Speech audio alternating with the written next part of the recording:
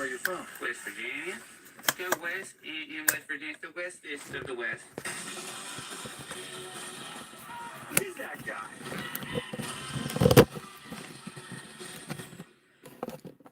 Even when U.S. soccer star Mallory Swanson isn't on the field, she always makes the perfect play. With a Bank of America customized cash rewards Visa card, she'll earn 6% cash back in the category of her choice, like online shopping, for the first year from account opening.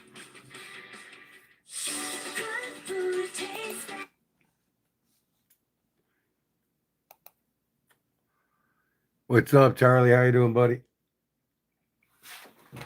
We're getting ready to get that watch back together of yours. I'm still waiting on that Chinese order to come in, man. 2 to 3 weeks. Waiting on a goop. Sorry, buddy. How's your weekend, brother? I kind of lost my voice yelling at all my sports teams this weekend. But all my teams won. My Wildcats, my Bears, my Steelers, almost the Cowboys.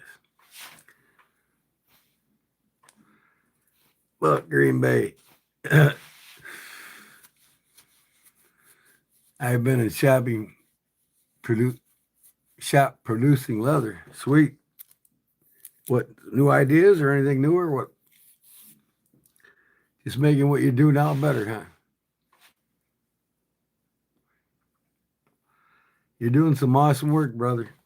You're catching up with me. Just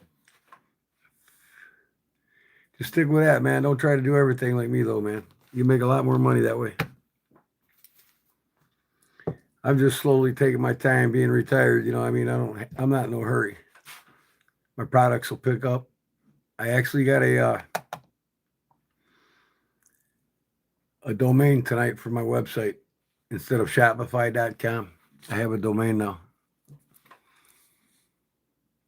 And I'll tell you all about it here in a little bit.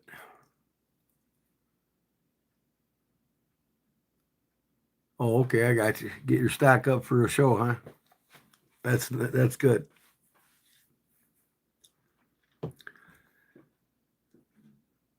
Got you 10 by 10 tent. You're all ready to go, huh?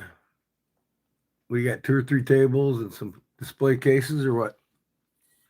I had a garage sale and I got a display case right here that I use for it. Right there. I bought that just for shows. And then the one I made on the wall back there, it's on a gravity hook. I could take that off, slide them shelves out and use it for a display case. Sean F, what's up, brother? I might go live again carving that Kuxka again. I haven't forgot about you, brother, and I'll get it to you. I got all these other whiny babies that I'm taking care of that we got rid of. I don't have to say their names again, but I'm gonna do them right. I'm not gonna leave any bad apples behind. I'm making a light sheath for one of the fellows that wanted me to make him one, and I made him wait long enough to get a slip from me. So I'm gonna make do and get him the slip and the sheath done, and then I'm gonna be carving on your Kuxka. Oh wow! Welcome to Grizzly. I want to get sticker packs, business cards. I got some more hats here. I'm going to do them up. I'm going to go see a gal the next town over at the Grundy County auction. You know that country song? At the Grundy County auction. But anyways, there's a gal over there in Grundy County next to me. She's going to embroider the bear claw Kodiak Edge on my hats, and I'm going to start giving them to Grizzly members.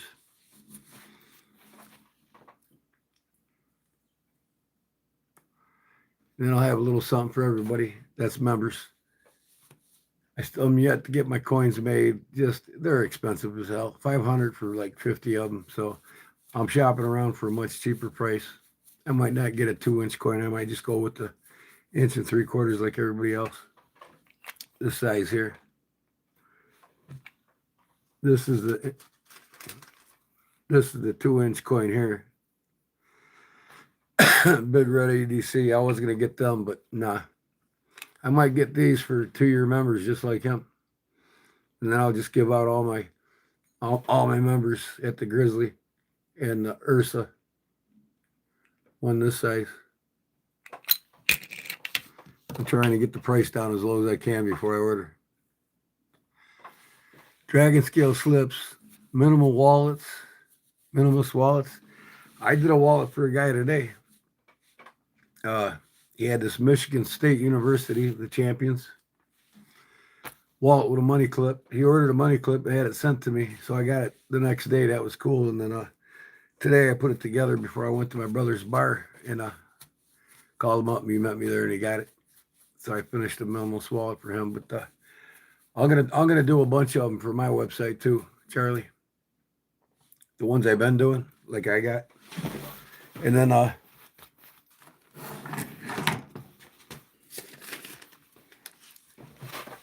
wrote down the pattern for that bottle opener money clip minimalist wallet too that I fixed for that fellow today. I copied the pattern. I took it apart because the stitching was wearing out, so I figured I'll just resew this whole thing, glue it up, resew it. It made it easier for me to put the clip in the inside too and rivet it in and really nice without having any problems. What up, Jerry? As you can tell, I lost some of my voice yelling at all three of my teams this week, and they all three won. Wilmington Wildcats smoked them. It was 58-0 in the first half. 58-6. They put the second string in. They beat them 58-6 by the end of the game. And then my Steelers beat up on the NFC North tonight. And I was rooting for Dallas, but my Bears pulled it off too. Sorry, all been up for 46 hours. Have a great day. Oh, wow, Ransom. Yeah, you got to get some sleep, brother. Doing what you're doing next. Stay awesome. Thanks, Ransom. I appreciate your support and help, bro. And I'll probably go live a lot earlier, maybe tomorrow night or Tuesday at the latest, like 8:30, 9 o'clock. But I work for my wife all day tomorrow. I'm going to spend time in the shop working on knives the rest of the night, and I'll bring you all in live with it. I'll show you how I put the grind on these blades. I want to get 6 of them done so I can get them sent to Big Jim. I'm going to do an overnight delivery to him. So he's got them on the 3rd for his show. But let me bring up the chat here on my YouTube channel so I can see what you guys are saying a little better.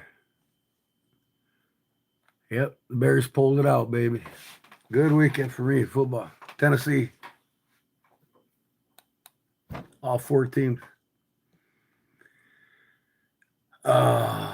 Me, your channel, my live. I forgot to put the name on my thumbnail from my live tonight. Oh, well. I forgot to put the name on my thumbnail from my live tonight. Oh, well. Oh, I got to take the volume off here. All right, there we go.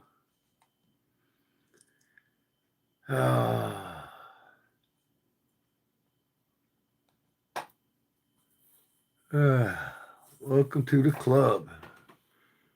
Ransom Silent. He gets the new club whistle.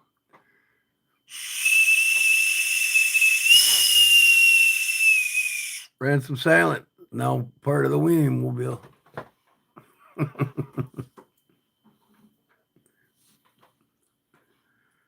The Weenie whistle. Gotta love it, right?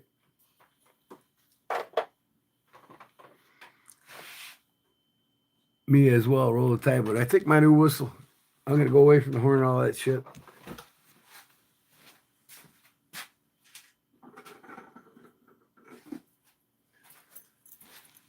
The Weenie whistle is gonna be my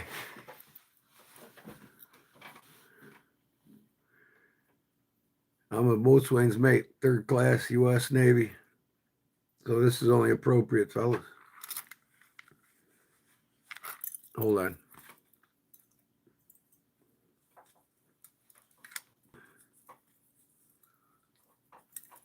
There we go.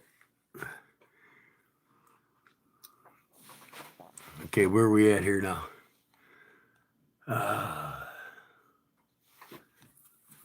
Sean F., welcome to Grizzly, brother.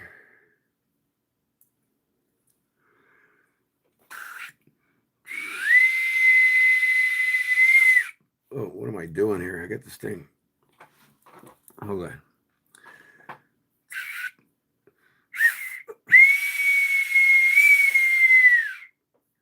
All aboard. Welcome aboard. Sean Huff as a Grizzly member. Thank you, brother. All right, that's how it's going to go. My lips are dry. Everything's dry, man.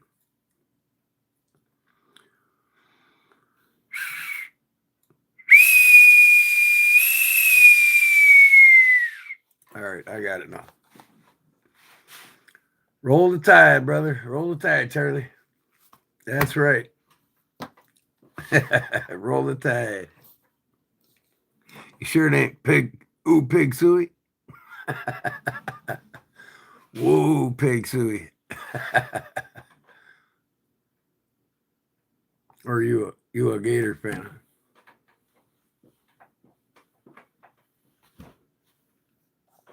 Roll the tide, he says.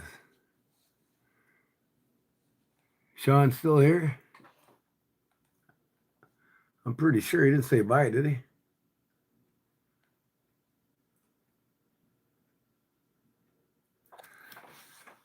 Oh, what else, man? I got to finish a watch for a gal. A real close friend of mine. This watch look familiar? I just got one with a elastic band the other day. It's the same exact watch. Quartz Seiko quartz. So I got to make her a band, a leather strap to connect. She got a real small wrist. So it's going to, this was her father's, man. Her father passed away in the 70s. Yeah, this has got black onyx stones on it. This is from the 70s. This is when the quartz watches first came out. This is how Seiko answered it. I mean, it's got a beautiful patina dial. And look at them. Look at the hour markers, man. They just glisten. But the new and improved Seiko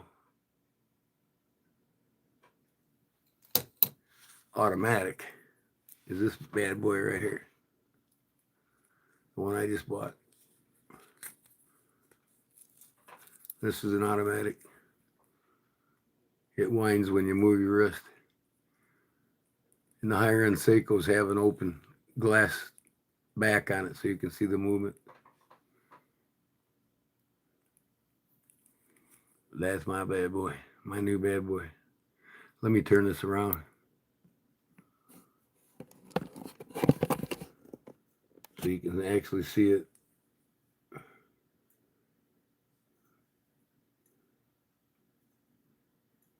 Come on, lag time.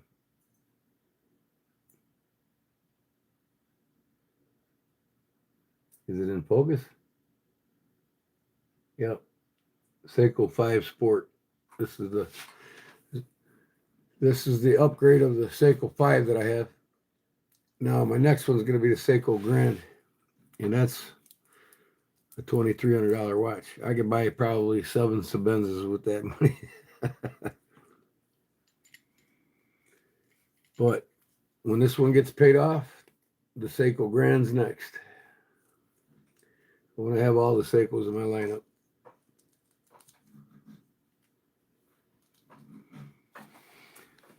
So anyways,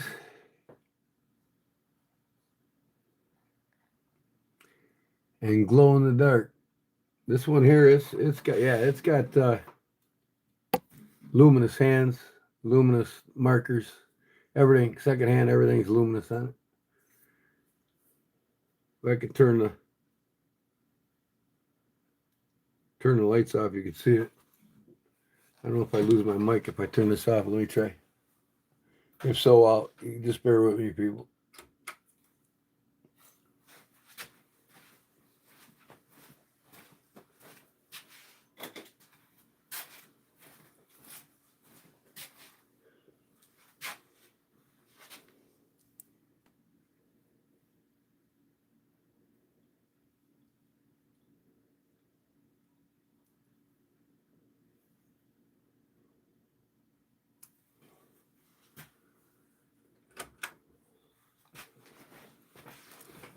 Oh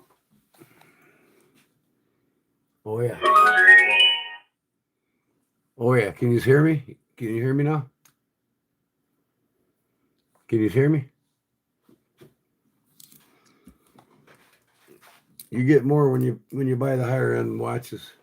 You get the luminous hands, luminous second, even the month indicators, luminous. These are regularly the Seiko Grand or the Seiko 5 Sport usually goes between 300, no, actually 375 and 750, depending on what model you got. This is the one with the rubberized leather. This is a recycled leather. It looks like real leather, but it's not. But it's actually leather compressed with a plastic polymer. So it's like a plastic sized leather strap, which ain't cheap. I mean, just to buy these straps are like $80. And it looks like it's got the tied leather on the sides, like you do a wallet or something. And then they go up as high as $2,500 a Seiko 5 Sports, depending if you got rhinestones or diamonds, but some of the president bands get up to about $2,000 with the Seiko 5 Sport. You can see them on Amazon, and you can see them on mostly in Kohl's department. That's where I usually buy all my watches, because I pay one off and then I'll get the next one, like I did this with my Bulba. I bought my Bulba. It was $750. I paid it off, and I went and got this. It was listed at $475. I got $100 off on Kohl's cash for it, so I got it for $375.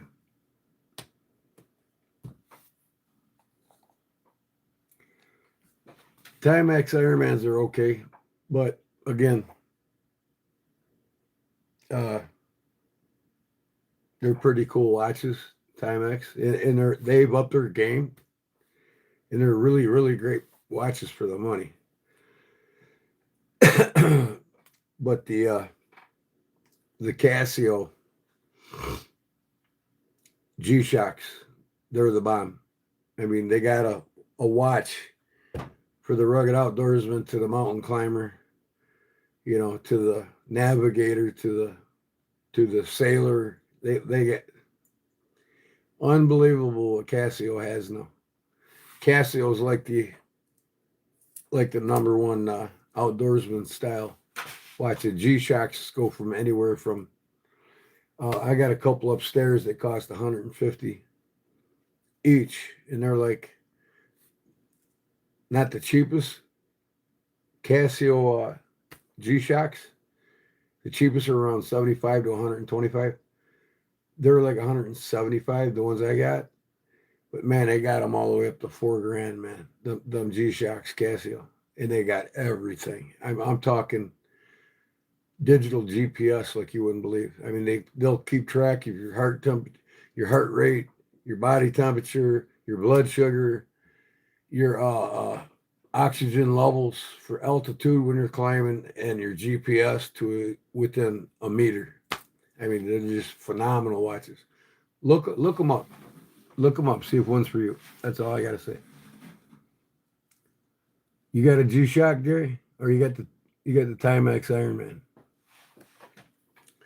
Timex Ironman is a good upcoming watch. It's a really great watch, and I'm not knocking it by any means. It's up there with the G-Shock, but G-Shock's got a higher level of outdoorsman style watches than Timex offers. You can go on YouTube and type in the Casio G-Shocks and the Timex Ironmans and see which ones, what styles go further, which styles have better options, because there's a couple options the Timex does have that a lot of guys like more than the G-Shocks. But the G-Shocks covers everything, man. Casio on now? Oh, you got a Casio on now? You got a G-Shock too? I wear mine when I'm outside, out hiking or mountain biking. and that's another thing too. I'm gonna be going live here soon with me mountain biking in the country. We got these bike trails to go miles and miles in the country, in the woods. And I got my I'm gonna set up my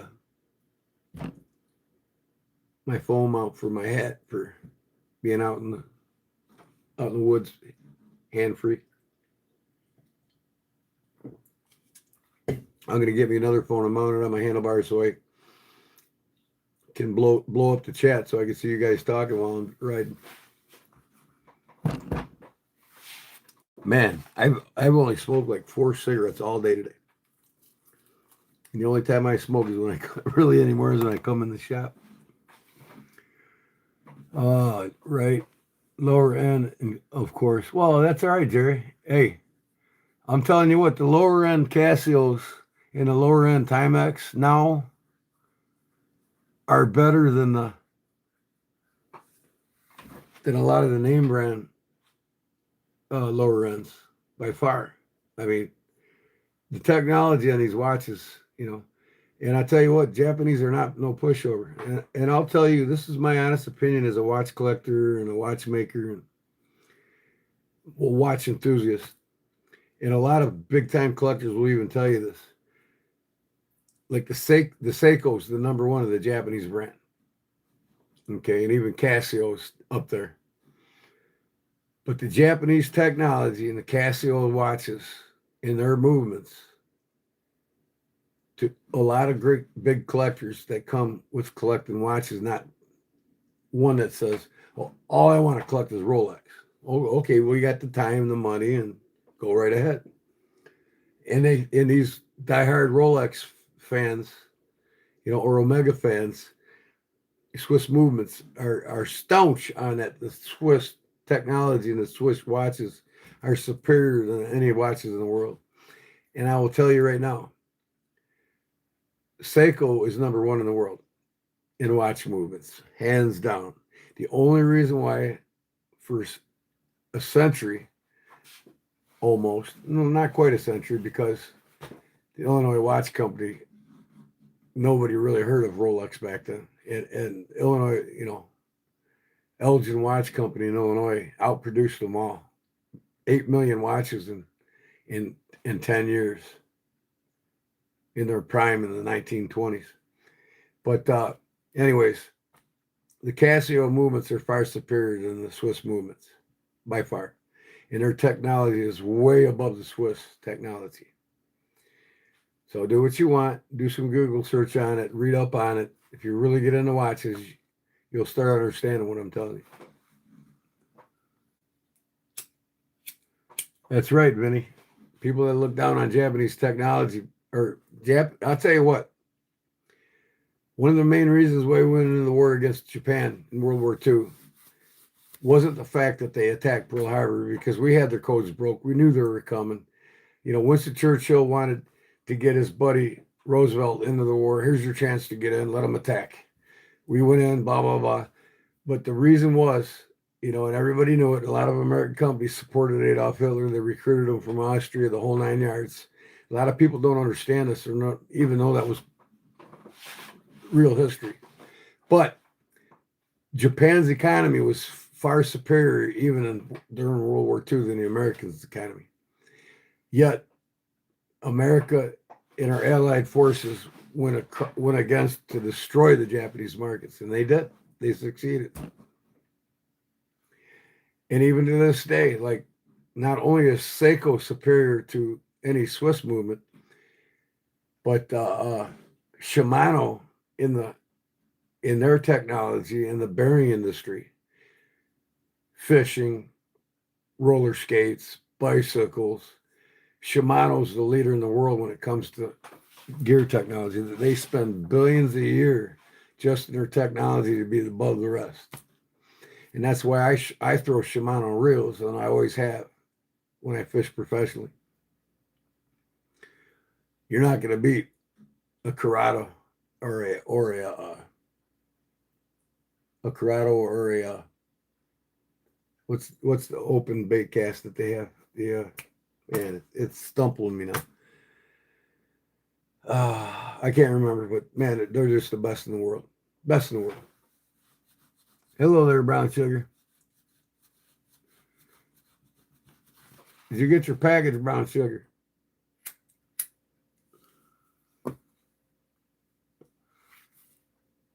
I think John should have got his. It's both these to get it by the 9th.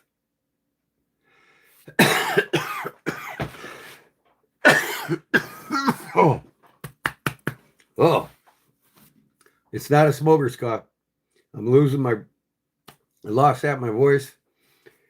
And I just got done eating some homemade salsa I made with peppers.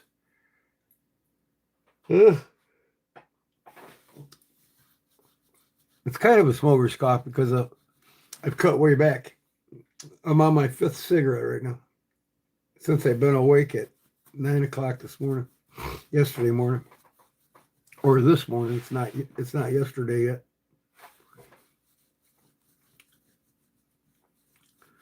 Yeah, I'm glad we became allies after the war too. I'm not going to visit or anything, but you're right. You're good with technology and quality. They are, oh man, I'm telling you. People could just do the research themselves like I already have. You know what I mean? Japan has a lot of pride in spending billions of dollars. Unlike us spending billions on war, they're spending billions on their technology. Okay? It's that simple. They want to produce things for the world, and America doesn't. That's the way it is, because all the international companies now run the show here. So I'm not going to get into politics. It's not what this is about. It's about talking about a good knife, right? It's about our weekends. Does anybody get any new knives that they like to talk about?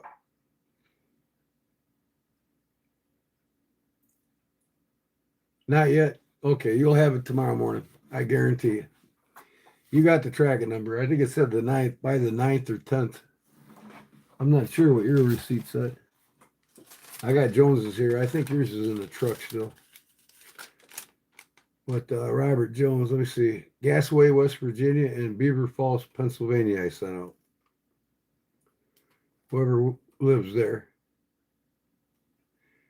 West Virginia is Robert Jones.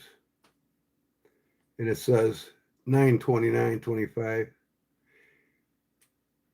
And estimated for Beaver Falls, Pennsylvania is estimated at 9/27. So he got his already. Yeah, that was that Nesmo knife that you seen I made. I blued the handle on. That went to Jeff Jackson. Yeah. And I'm still waiting on these Japanese to get me this damn dial cover I ordered from Japan in the mail for this watch of Charlie's. Might take them a while to get things here, but when they do, it's worth it. I'll buff the hell out of this watch and put that new crystal on the front, and Charlie will have a brand new watch again. Because I don't have to touch the movement at all. Just getting this band off.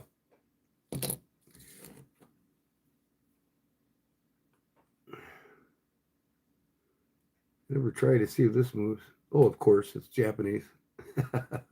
Yep, it does. The dial does move on it. The bezel dial. Oh, it'll be there tomorrow morning. You'll have it tomorrow morning. It says the 9th. 29th. Let me see here. Oh, yours, like I said, yours in the truck. Yours said the 29th, so I can look on my phone, but let me look at my.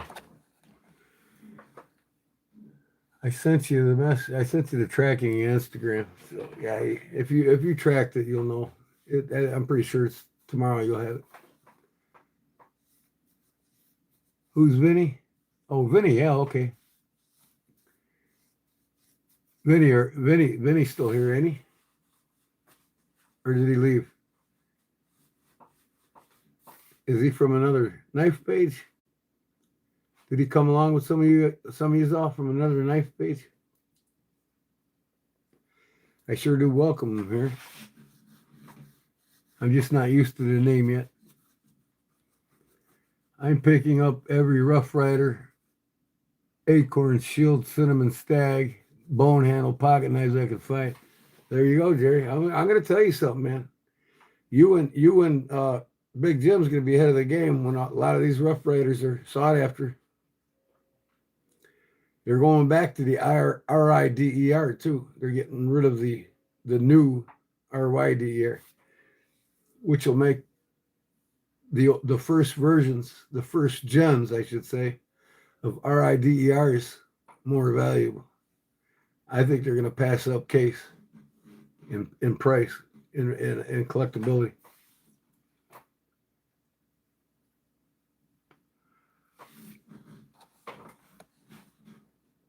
So anybody say what they got new this weekend? Anybody get anything new this weekend? Gareth HB, how's it, bro? If I missed you.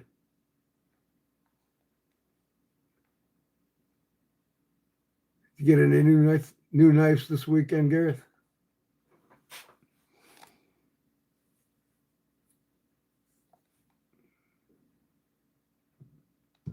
I never worked a day in my life, Ryback, so I don't know what you're talking about.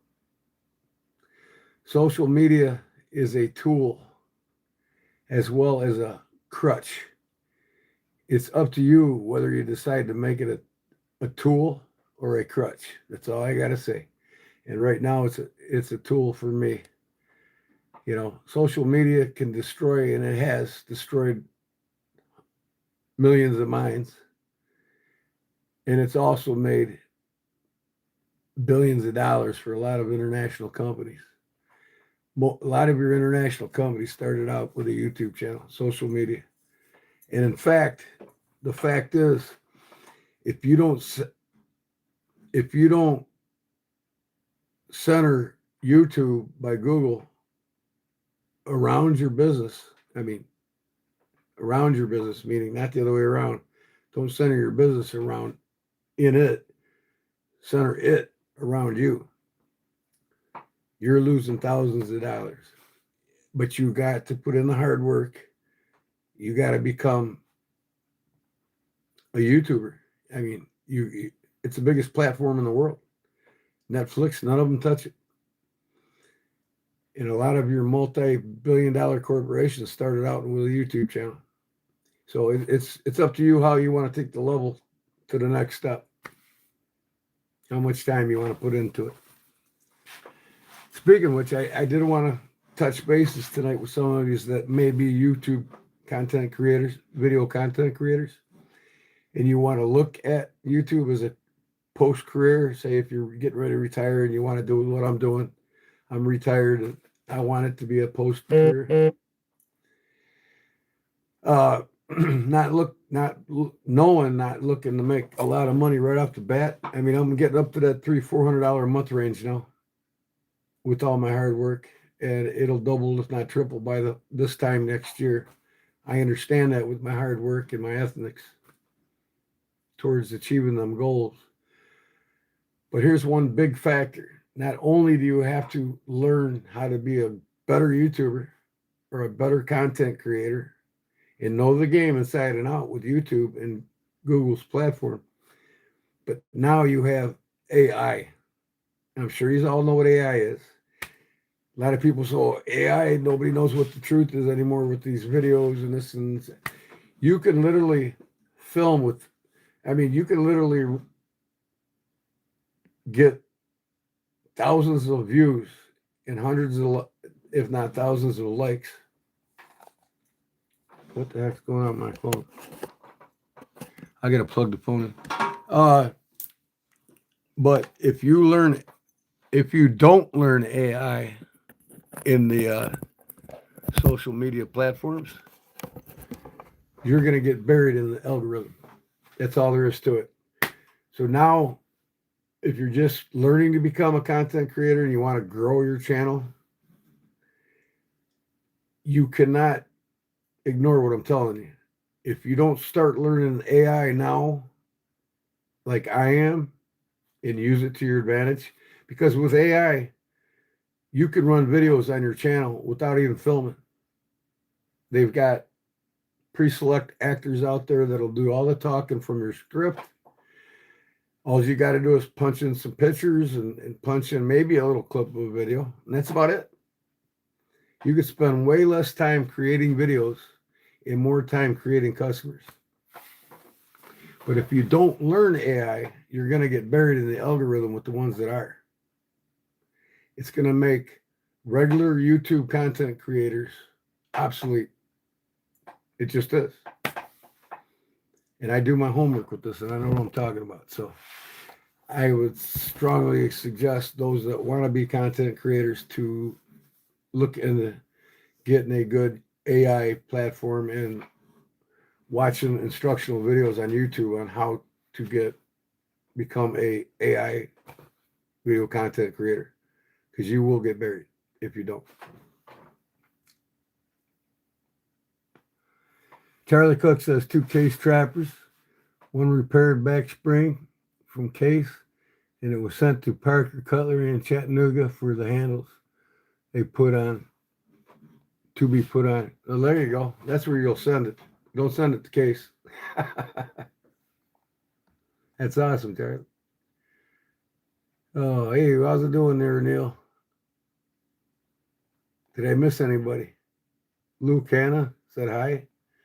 Howdy. But yeah, I wanted to touch base on that tonight. What else happened? Had a garage sale, sold a couple knives.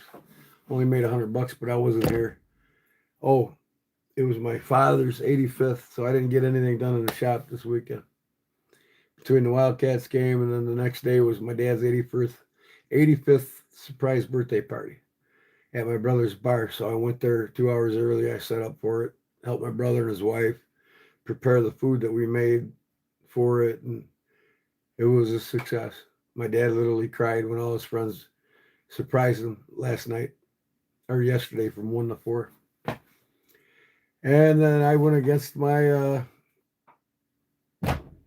my recovery act.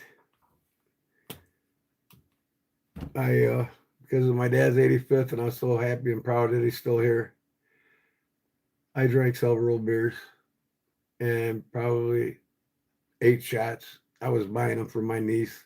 She just turned 21, and I was having a good time. But it was a family thing, and then today I went back to the bar to watch the Bears game and drank only that.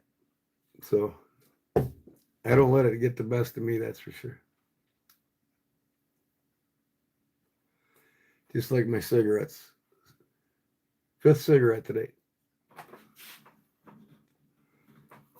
And when I start hitting that mountain bike, and I'm getting ready because I sent away for, I've had these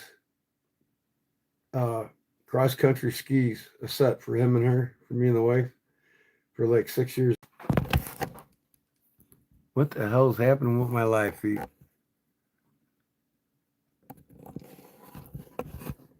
Wow, it's like cutting out on my PC. All right. Well, anyways, so I've had several years some cross-country skis. I never got a pair of boots for me and the wife. So I got some coming. Steelers fan, huh? What kind of cigarettes do you smoke? Well, if you pay attention and you're in my channel long enough, you'll find out. I make my own. And no, they're not green either. Yeah. Yeah, I did say hi to Neil McKenzie, I think. What's going on, brother?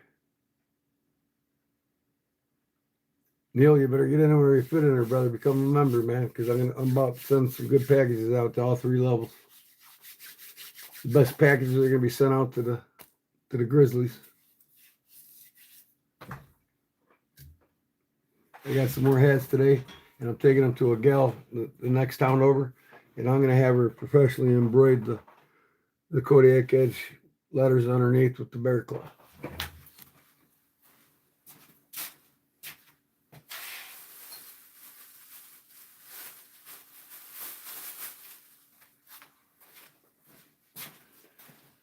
Oh. Okay, I got 3 more hats, so I'm gonna have one given away to a member. One's gonna be given away as a giveaway to everybody on the first when I start back up on my giveaways. And then one's gonna be on my website. I don't want to break my bank. And then I had to get me a new hat, of course.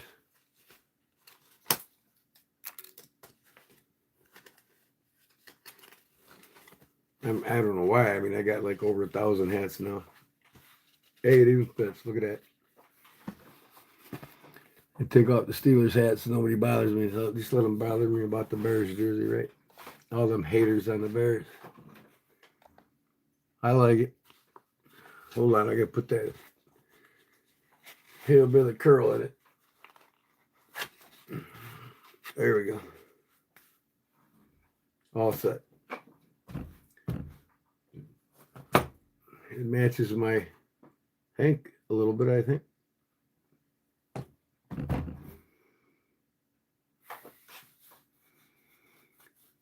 Okay. Welcome to the club. All right. Oop. The Cub gets the Winnie Mobile, but he gets the whistle.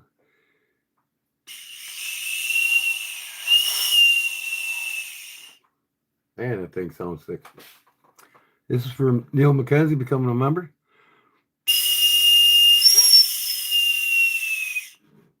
Thanks, Neil. Appreciate it, buddy. You get the both ways missile if you become Grizzly.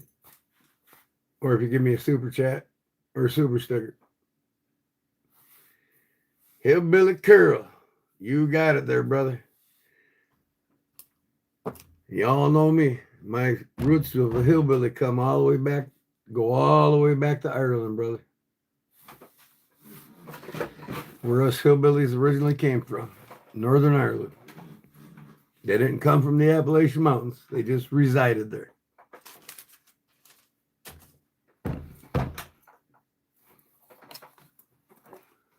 There goes my damn video again. Why is my video cutting out?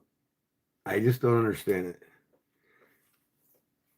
I'm going to smoke these up, I think. And then I got some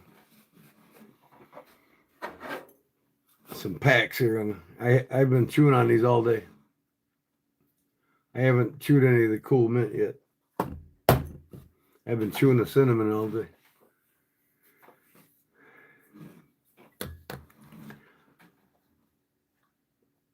Just remember, Jerry, once a rebel, always a rebel, brother.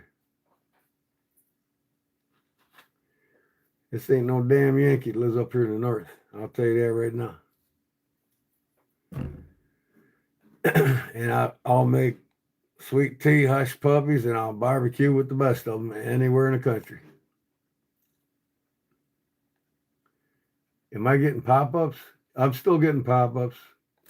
Ain't on my screen yet, but I got to get that app put on my phone. I've been slacking that. I'm probably going to do that tomorrow. In fact, I'm going to write a note so I remember.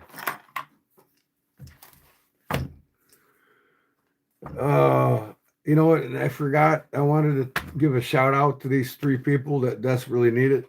You know, and I had such a busy weekend. I was supposed to make a short video on it, and I forgot and got too busy doing what I had to do, and you know, put on a whole armor of God and pray for these people right here. The Barlow Queen, Michelle Carey, is in the hospital. I haven't heard her update. This was a couple days ago. That's HT's wife, HT Outdoors in Arkansas there. So let's give her our prayers, to him and HT himself, for a full recovery. Another fellow called Driver Lanny number 38 Driver, that's the name of his YouTube channel. He had a triple bypass open heart surgery. From what I heard today, that he's on his way to a recovery. So thank you, Lord, for his recovery to come. And then there was Jim Dugan's Knives and Stuff. I haven't heard the condition of him. So let's say a prayer for all three of these folks, please, people, and hope them to a great recovery. I neglected telling Big Jim, asked me to say a prayer on my channel for him. And I was just so busy with my dad's event and all the sports events I had to be at that I just didn't take the time to remember. So, Lord, hear our prayer and watch over him and help him to a full recovery. Amen. What's going on with the Panthers? I know the Chicago Bears are amazing, but what's going on with Panthers? I need to get Bryson Young, I think, quarterback for Carolina. Yeah, they took a shot at Bryson Young, but it also lays in the hands of the coaching staff, too. It's not just all Bryson Young. You know, a lot of people don't understand great quarterbacks ain't great out of college. They're made to be great. Terry Bradshaw was the worst quarterback ever in the history of the NFL his rookie year. Caleb and all these newcomer quarterbacks of today smoked his ass his rookie year. And look at him today. He's a 4-time Super Bowl champion, right? Pro Bowler, or a Hall of Fame, right? So here we go again. Video's cutting out again. I don't know what to do. So yeah. I mean, Terry Bradshaw was horrible his rookie year. He had like 600 yards throwing and only like 9 touchdowns the whole year. And he had like the most interceptions, like 39 interceptions or something like that. Sacked about 40 times. He was horrible. But again, I told you, coaching, even with the Panthers, great quarterbacks are created. They're not born and they don't come out of college to be great. It's not the way the sport works.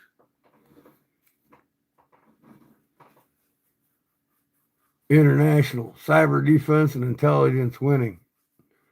Yeah. Blah, blah, blah. You know who's winning? The banks. The banks are draining the wealth of this country. That's all you need to know. Guys, good night. I've got to go. I've got a busy day tomorrow. All right, Charlie. You be safe at work, brother. And don't let the bed bugs bite. And don't take no golden nickels, brother. Till we see you again.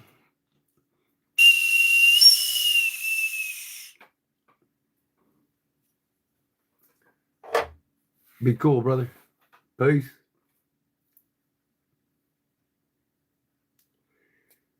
I'm not trying to mimic Rob's nerdy knives by any means.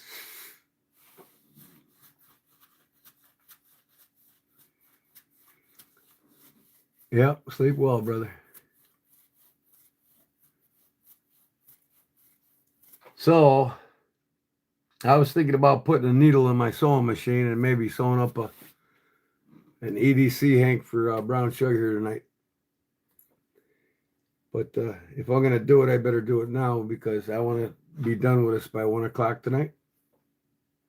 Get to bed, and I'm going to work on the house for the wife in the morning.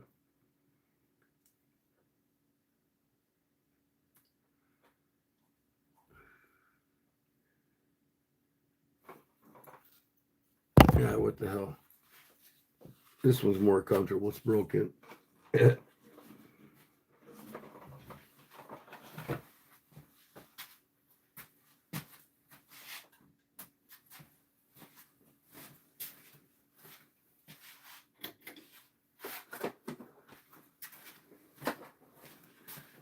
I think before I do that, I've been wanting to do this.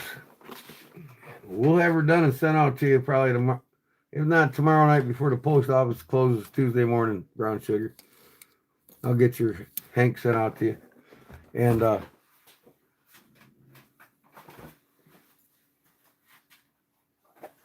in fact, I forgot to put this one in with your knife. I was gonna. But yeah, Tuesday you say you pay for them. I'll have both of these ready to go by Tuesday morning for you.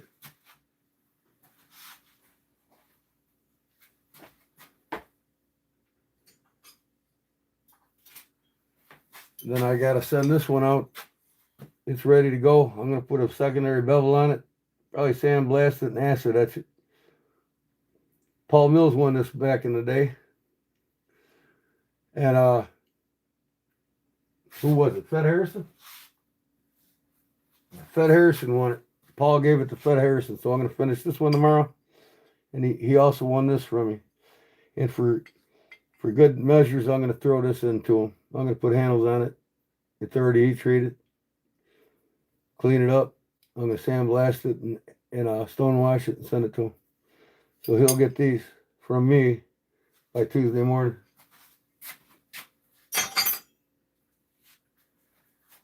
And then I got a birthday present for Claude Williams right here. Yeah, that he picked out. He wants this beautiful watch here. That's why I'm showing it. He's probably watching this now. But he already knows it's coming. That's going to get sent out tomorrow morning. And his birthday card. That's all I can show. A quick clip. I don't want him to see it. I'm sure he's lurking. You see that? So anyways, I gotta turn this damn camera around. It's backwards. Well, I'll just do this. You're not reading anything, so I'll just go like this. So I got these in the mail. Or, not in the mail. I bought these for $8 a piece at the dollar store today. I need storage for my my new venture. I'm going to be putting knife lanyard materials in here. And beads and stuff for my knife lanyards. $8 a piece. I mean, I couldn't turn them down. And they stack.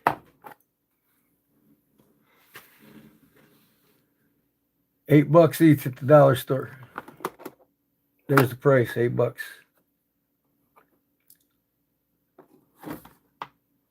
So, yep.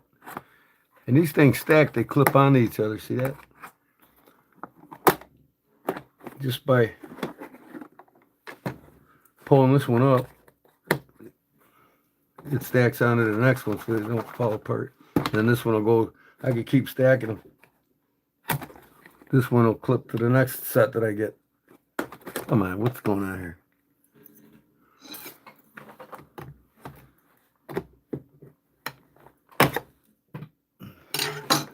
See here? It goes on there and then this will clip to it. Pretty good value for sorting things out here.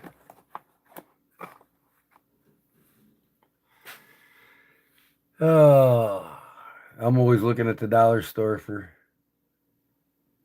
cheap things that I can store with.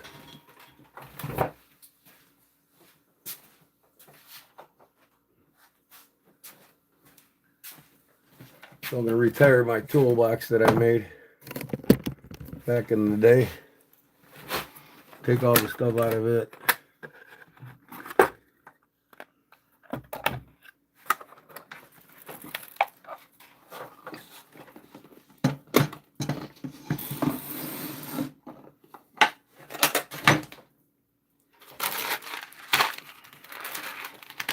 I start by putting my leftover beads in their own compartment.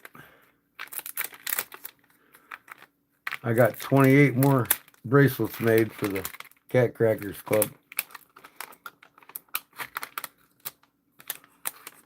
Friday afternoon when I started my garage sale with my wife. Dollar General. That's the one we got here. We got two dollar stores here. We got Dollar General and Family Dollar. It's Dollar General, the town next to me here, Essex. I live on Essex Road, so the town of Essex, there's only like 540 people in the town, but they just got a dollar store there, so it's a straight shot from my house, like 3 miles down the road.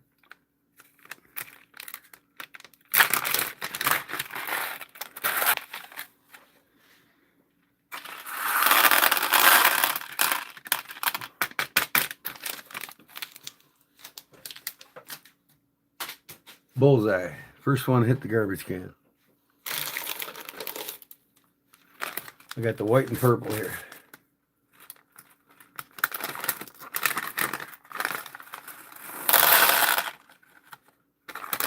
See if this one will hit the garbage can.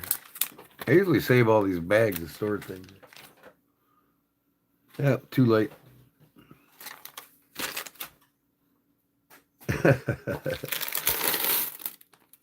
Here's the glass ones.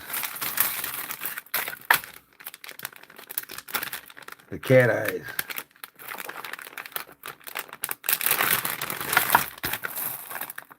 We have it too? Yeah? Cool.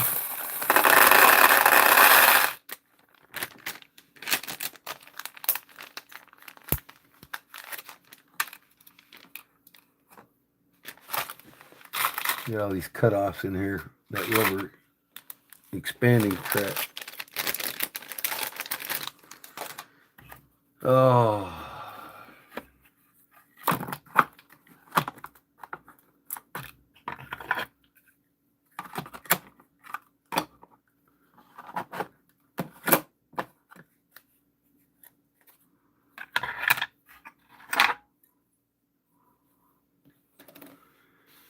Night, Neil McKenzie. Bedtime later all. Okay, Neil, thanks, buddy. Appreciate you stopping in, and probably see you, if not tomorrow, Tuesday night for sure. I'll go live again early so everybody can stay up a while and I could do a lot more. 3-4 times a week I'm going to make stuff. I get a lot of new members doing that. Last live I got 48 new members, new subs. I had 31,000 views. I had 198 people in the chat at one time, and 86 likes. I'm now over 1,750,000. No. 1,075,000 views. My first milestone achieved.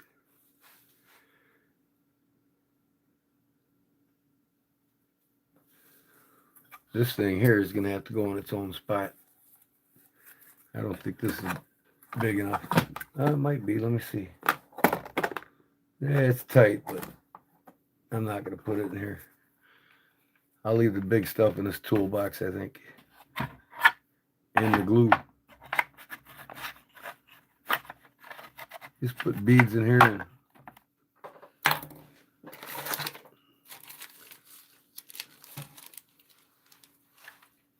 I got it. Man, is this a spaghetti mess? There we go. I've got to wind all this back up and put it in this bag. I don't have to, but number 95 paracord, micro paracord. I'm going to buy some more tomorrow. I'm going to get the purples and everything.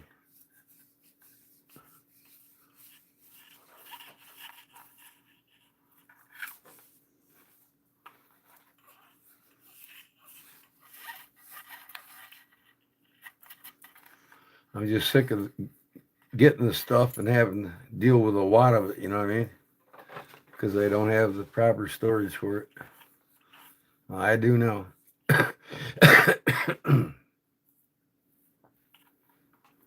We're going to be making a lot of knife lanyards to sell with a lot of cool stuff on them. I got to get organized here.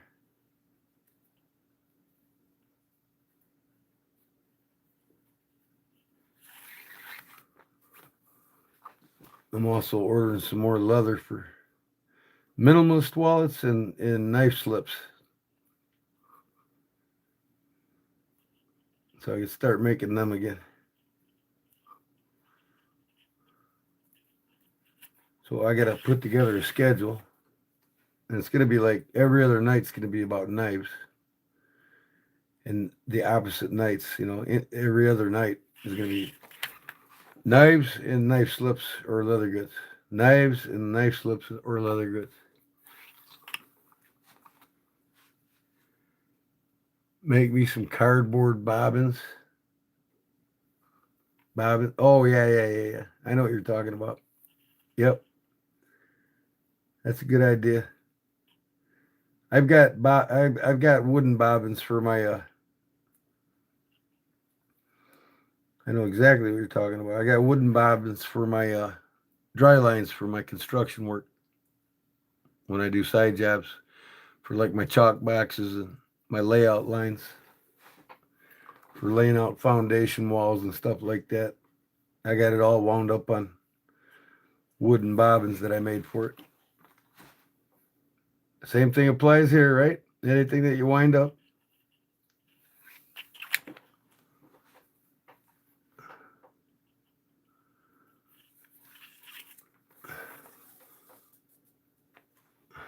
That's just the main thing, man.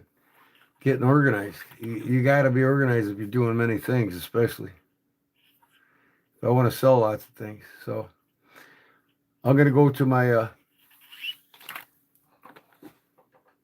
my website here pretty quick. Like I said, I got a website domain name now instead of Shopify.com. Kodiak Edge Shopify.com. It's now Kodiak Edge .net or something like that. I'll let you know before I'm done here.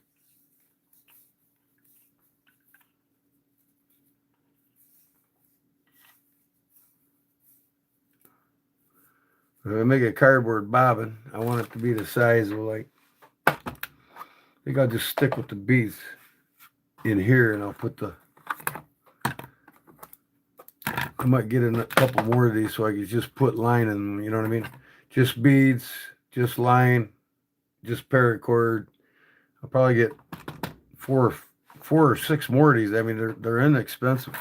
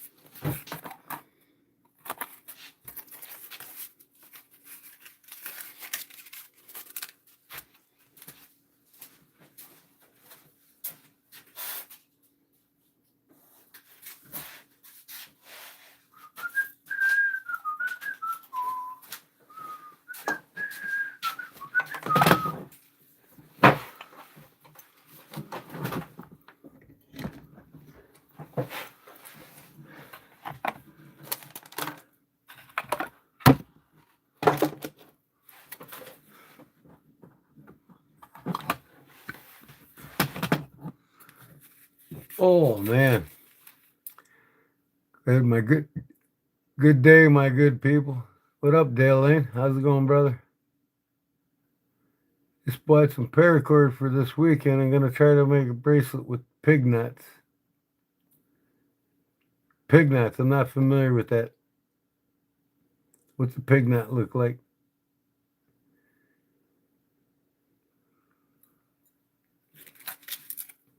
Is it like this? I'm just asking, I don't know.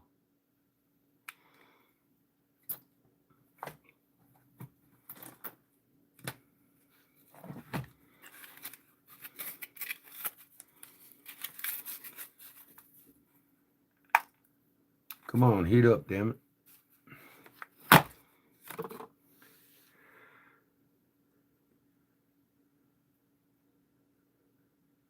Cornbread salad? No, I didn't. Is she out of the hospital? Is she doing well? Or was this before, Barbara? She went in the hospital.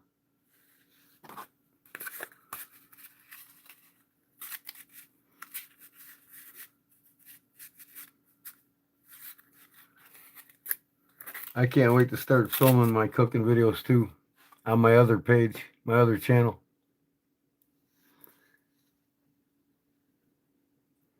Yeah, she went in the hospital about 4 nights ago. Condition unknown. I mean, I don't think HT wants to disclose what happened. Hopefully all is well. And I told Big Jim we'd all do a prayer for her.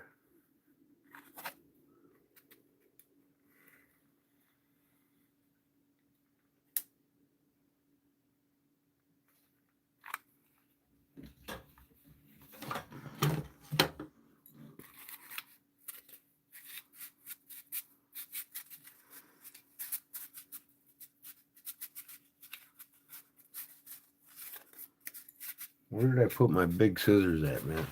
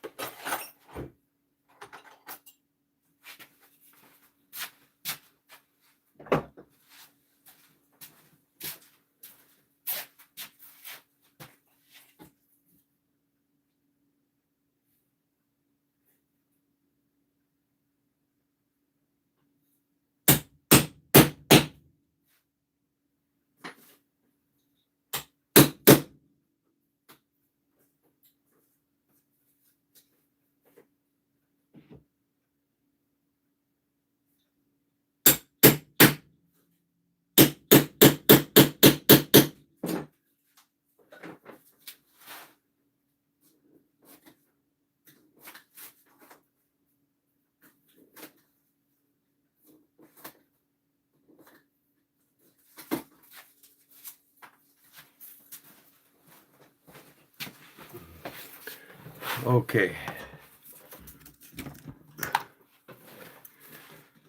Your feed keeps blocking out for a few and pops back on. I know. I don't. What is causing it? Let me check to see if I got my. How's that, Barbara?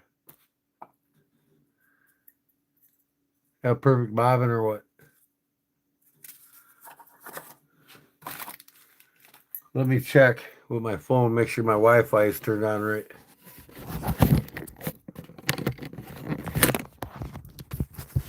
Be right back. Well, it seems to be working okay. I don't know what to say.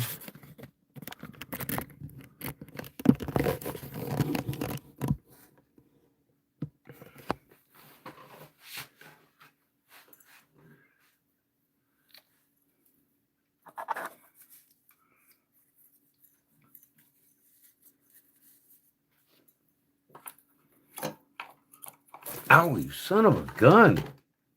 And I burned myself with the damn heat gun. Trying to grab the razor blade.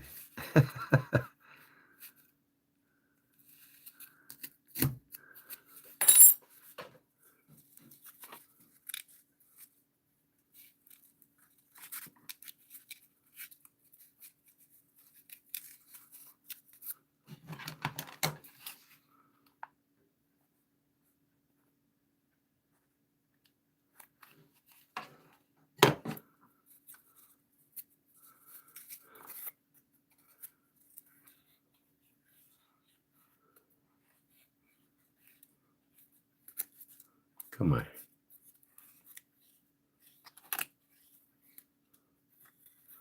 Why am I getting these twists in this shit already? Come on, man.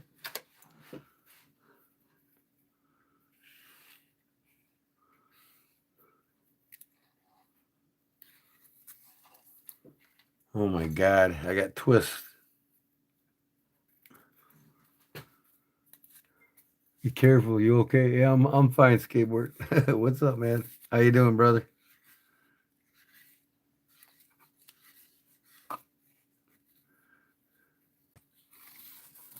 Oh my God, why is this thing doing this to me? This microcord's something else.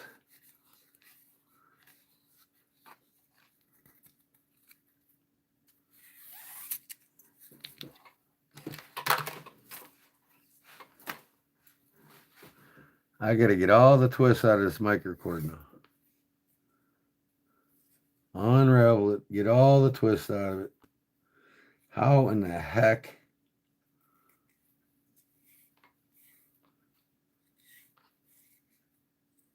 Wow.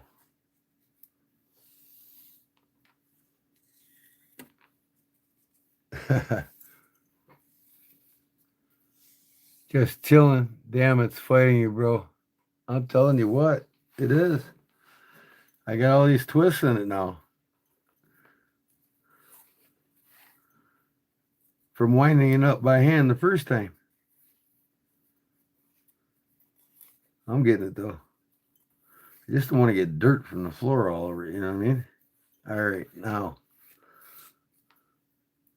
I just swept the shop, so there shouldn't be much dirt on the floor.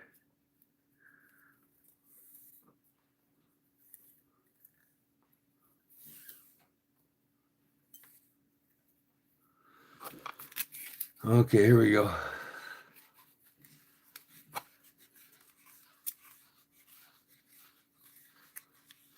Barbara says, make some cardboard bobbins. I knew that, Barbara. Why did I think of it? Oh, man. Well, that's what I got you around for, to think for me. I've got all my dry lines like this for my construction work that I do on wooden bobbins that I made for them.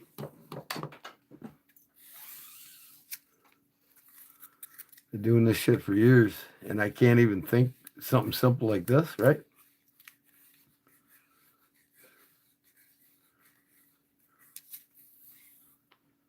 All right, all the Nazis are gone.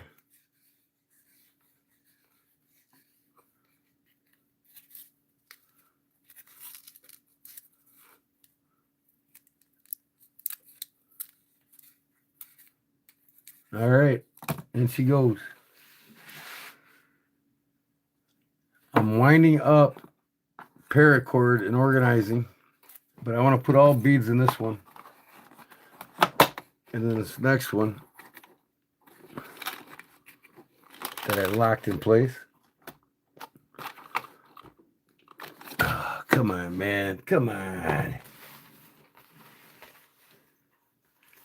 Who's got a good knife when you need one, right?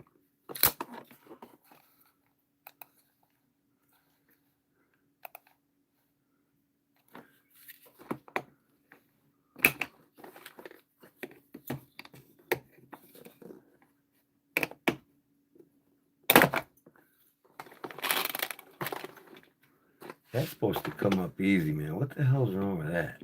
There.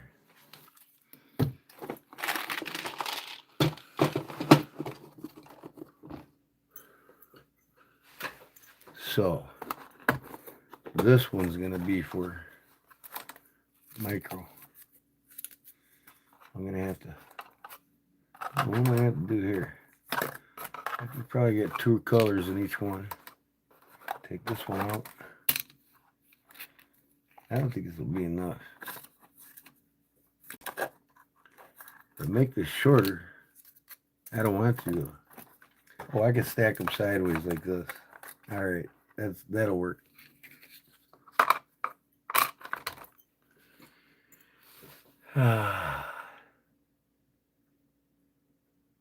Needle and thread, yeah. I did too in the military.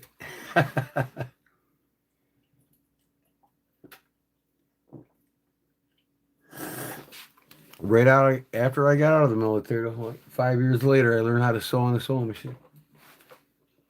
That was in like 97, 98. I've been sewing ever since.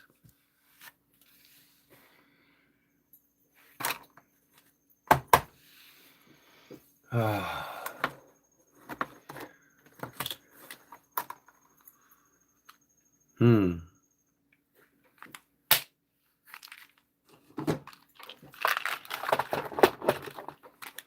These here, different colors. If I keep them in the bags,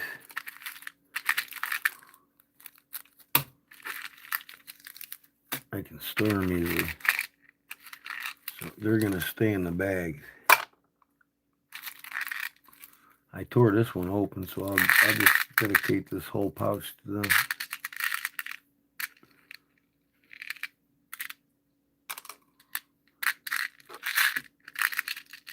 Got some oddballs here.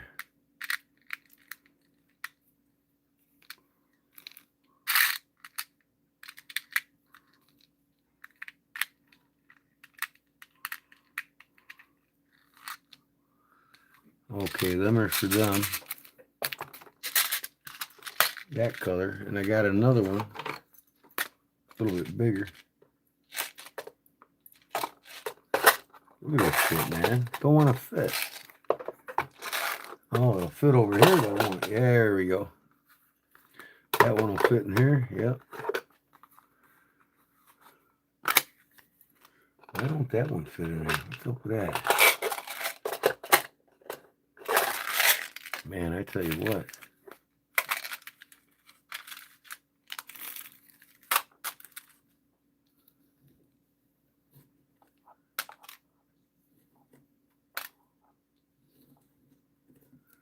What's that? These are beads for knife lanyards and bracelets. These here are where's, I don't even have a bracelet here that has them on it. Hold on. Yeah, I do.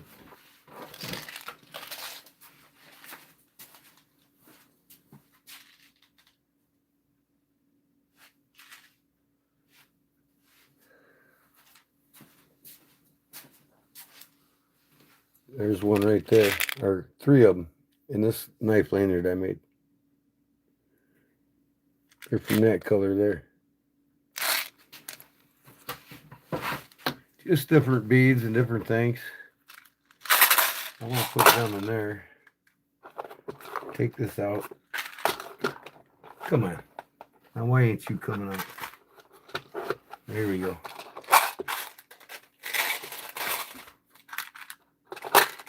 Boom and boom. Now, in the middle,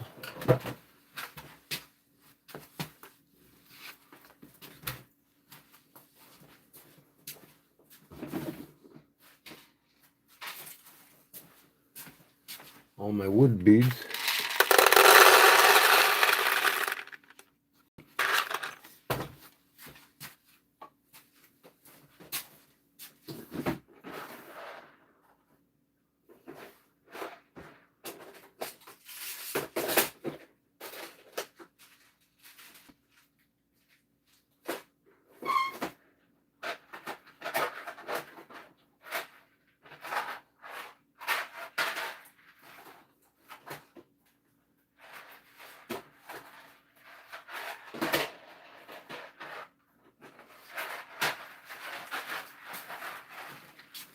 I've got these, but I'm not going to put them in there.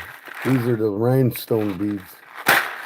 So I've got a good compartment for them. I got it at a garage sale the other day for $2.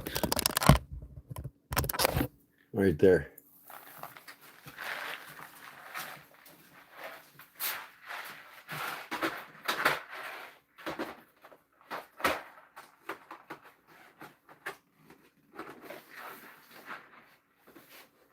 Again, certain beads here. More bags of beads. These are for like women's bracelets.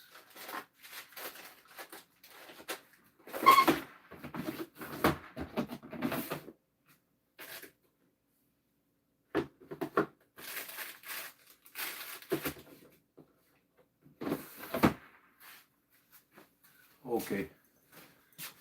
What else did I have?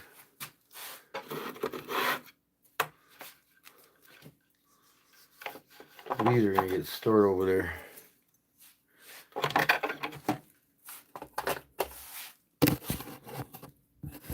Alright, I put my elastic. I gotta get more of this, or I gotta order some more tonight. I'll go to Hobby Lobby and get it tomorrow, I think.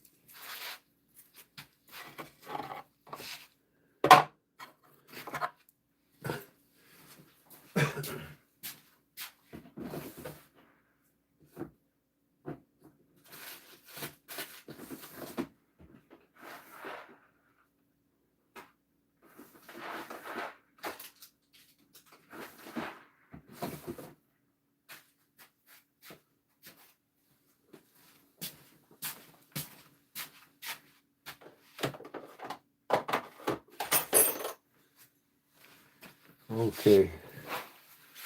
I gotta make me another bobbin.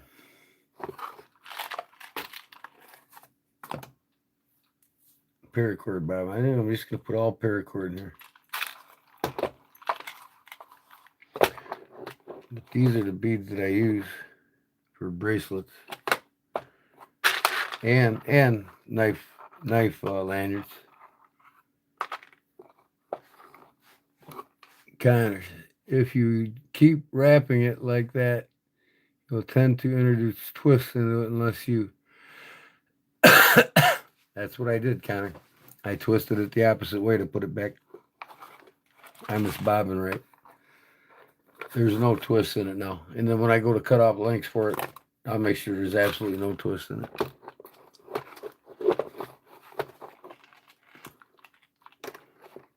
Yeah, I got to get stuff ready for a lot of this I can use for doing EDC hanks and stuff like that. EDC hanks and, knife sheaths, whatever. Here's one that I made the other day if you've watched me. It's that pine cone scale that I made a bead out of. And then, of course, the micro 95, it's not 550, it's 95, the micro paracord. And here's them beads that I showed you here. These beads here in 3 different colors.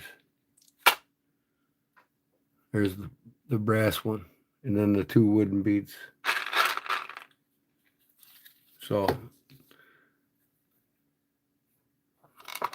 these are on my website right now for sale. But here's the bag for the microfiber. I think when I get new ones, I can just leave them in the bag, but it makes it harder to get lengths out. So I'm gonna bobbin. I'll probably bobbin every one of them, and I'll probably find some deeper boxes, unlike these, where I could just like have 100 of these in one. I'll probably go to Menards and get the deeper Stanley ones. Use these cheaper ones for the beads.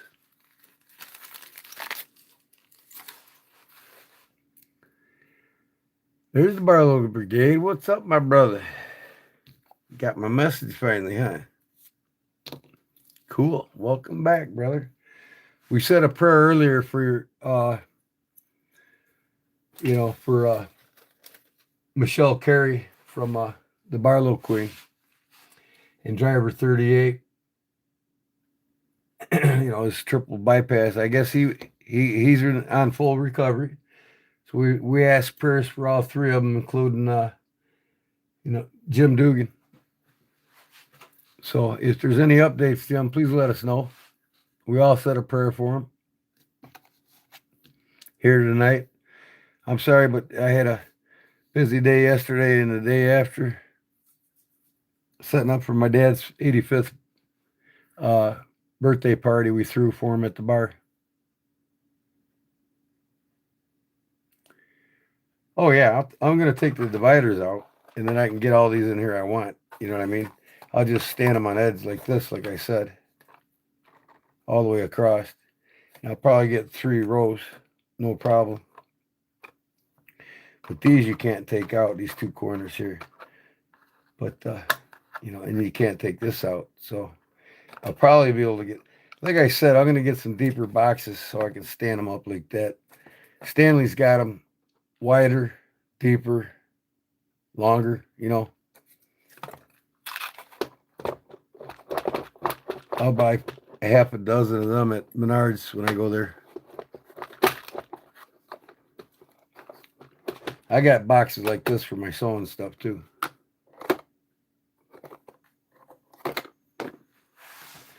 Our little queen is doing fine after blood pressure scare. Care or scare? Blood pressure scare? Oh, okay. Yeah, she had a spike in her blood pressure, huh? That's not good. And tell her to eat bananas, man. 3 a day will keep that shit at bay.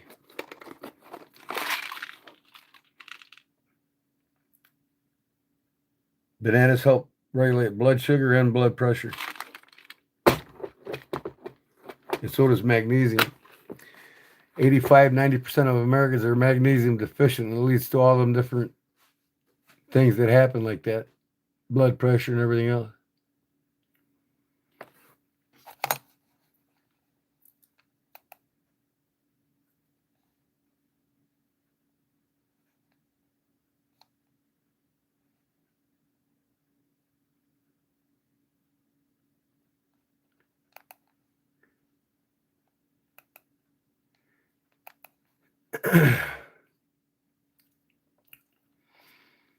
So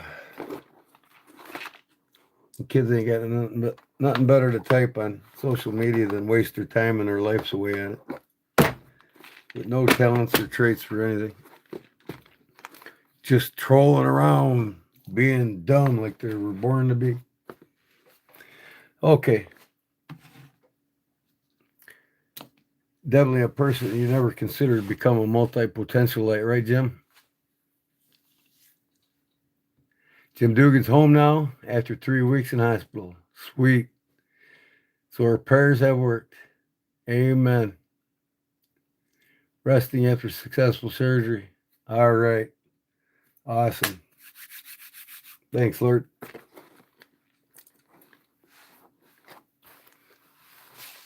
Oh, yeah. Damn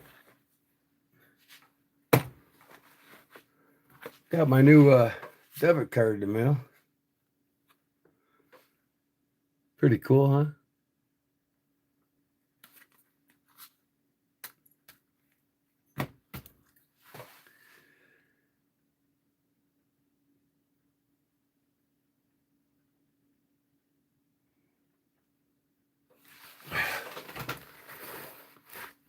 Speaking of which, where in the heck did I put that damn thing? Power of prayer. Can't even find my prayer coin. I know I just took it out of my pocket. Oh well. I'll run across. There it is. Amen. Thank you, Lord. Taking care of them folks.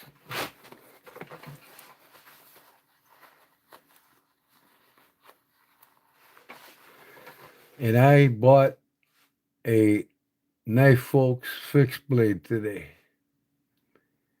What is a Knife Folks? Is that a misspelled word, or am I seeing things here? I never heard of it.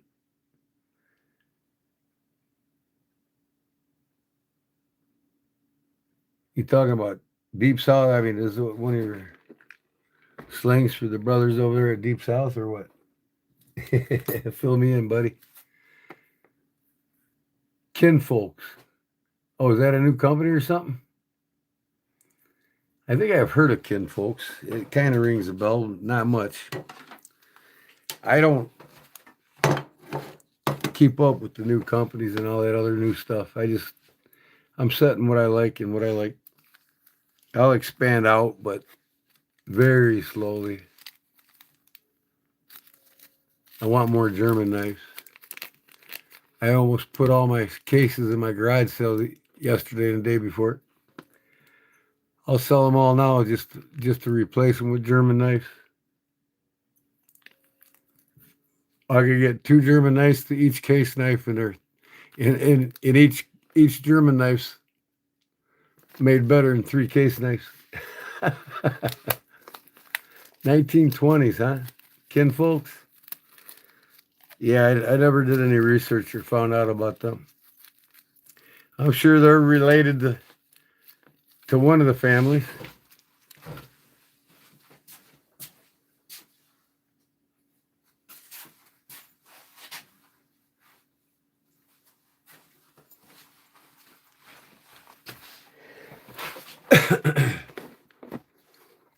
I just can't bounce around anymore, trying to get a little bit of everything. And I don't want to buy one knife from every company. I don't want to buy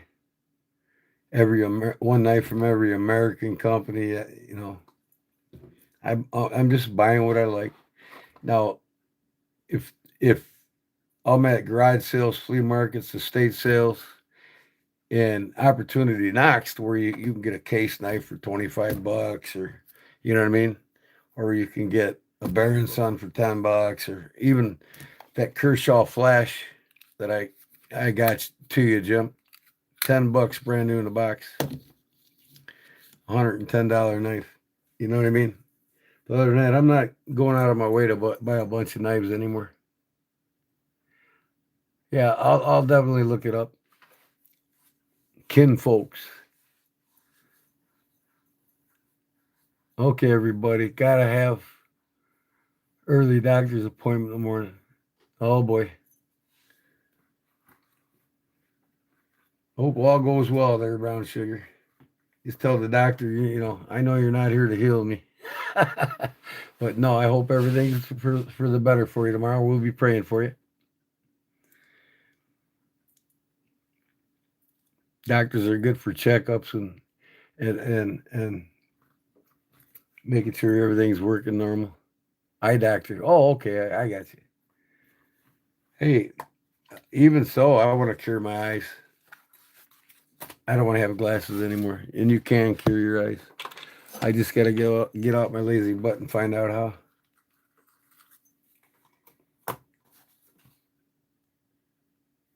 One of these days I will. I'll spend some time on it.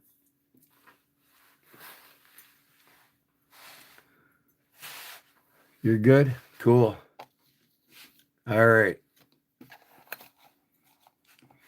That's wonderful. We'll probably see tomorrow or Tuesday night, depending on how tired I am after working on the house tomorrow.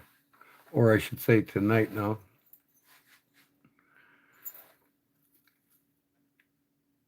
I'm going to put this in here. Big red ADC. Put my tweezers in there. I can put all the tools that I use in there.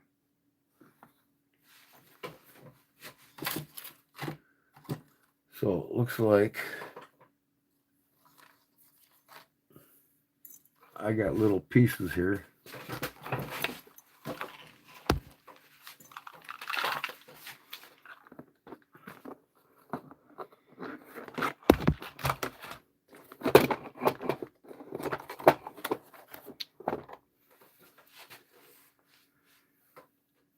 I will be your floater. What's that mean, Jim? Oh, I have a floater, Brown Sugar says. What's a floater? I never heard of that. Educate me, please.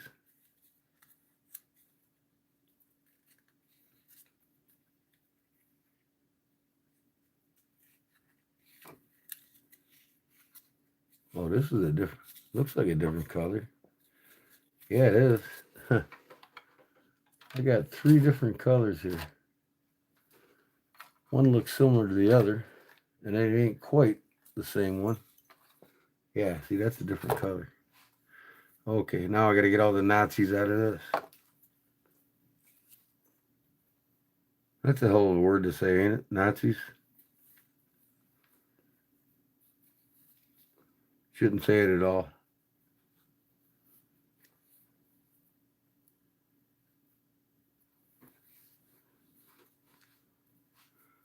in my eye out, move around when you move your eye. Oh, wow.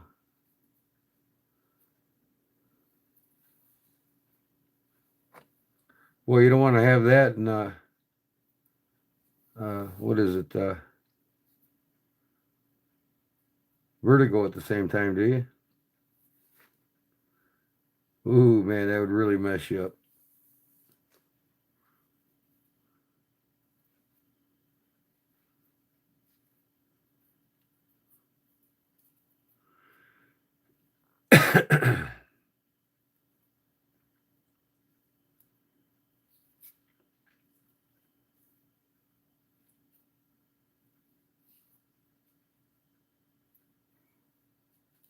Sometimes it's a spot. Oh, wow.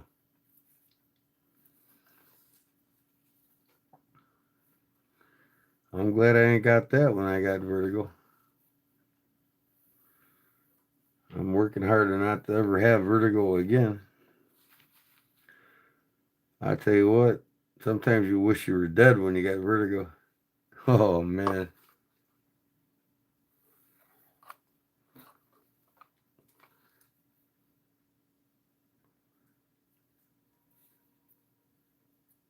Piece of lint or small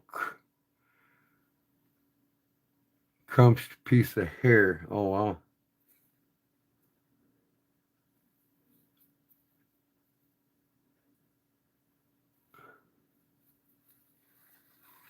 Spots in your eyes when they float around. A floater. Okay, I got you. I'm educated now. I'm educated. Okay, I better make a bobbin for this so I don't put more twist in it.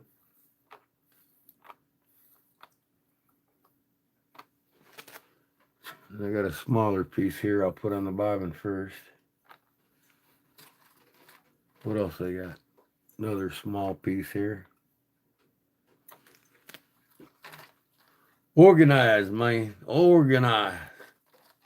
Look at this thing. It's time to get organized. I got to order some more green. This is all I got left of the green.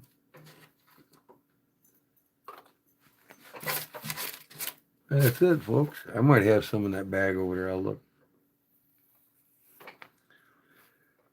But I cleaned a little bit yesterday in my shop, but I still got a lot to do tomorrow. I'm not going to get to it till after I work on the house for the wife, which will probably be about after dinner. Then I'm going to tell my wife I'm going to be busy in my shop till you go to bed making noise.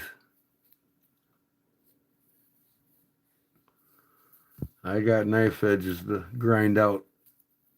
Half a dozen knives, and I got to get them done. Ain't no time to wait. I'm going to overnight them to Big Jim.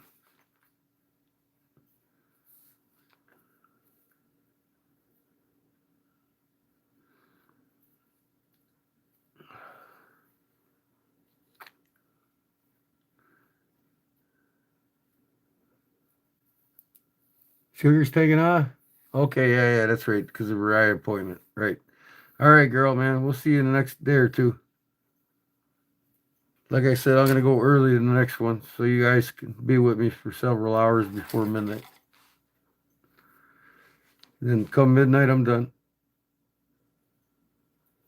I need to be done now. Because I'm not going to blow my wife off tomorrow. I might get a divorce.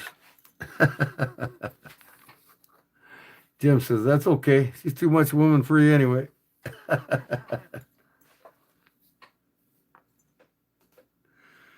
No matter how much she gets mad at me, she still loves me by the end of the day.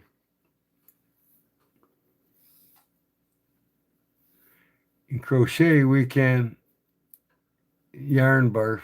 Oh, yeah? Well, you get yarn barf in your eyes? Is that what you're talking about? Okay, there's that color.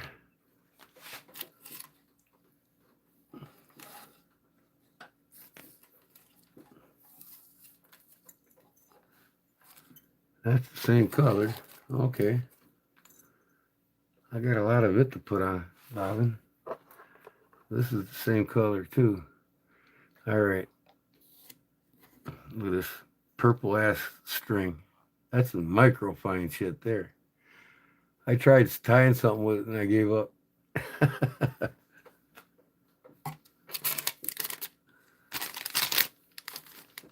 But this is what I gotta get, number 95. So I know what size it is when I order it on Amazon.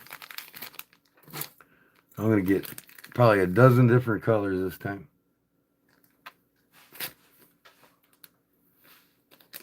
Happy birthday, man. That's cool. My dad's 85th is actually today. Yep. The 29th is my dad's birthday. We had his 85th birthday party Saturday afternoon at the bar. 1 to 4. Man, did I have some food on that table, boy. I wish you a happy birthday too. And my dad told me Saturday night, I knew that she did and why she did, how she did. But I thought she was a little bit older than she actually was. But when we had the party for my dad Saturday afternoon, he was telling everybody, today's the day my mom died at the age of 43.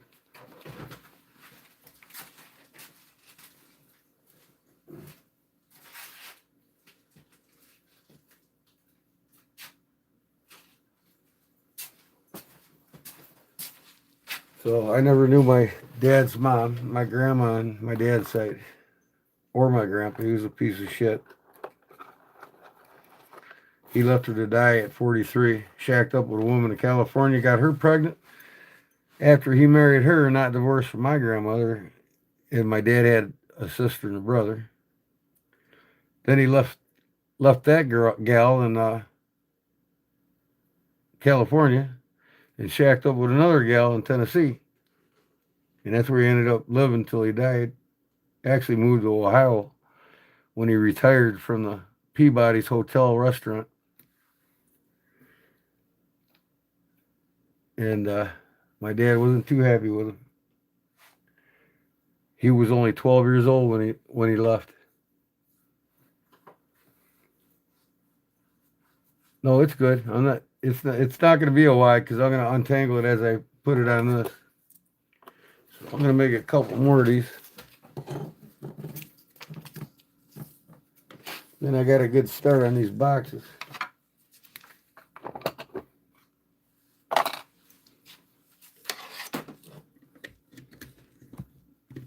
And then I think tomorrow, yeah,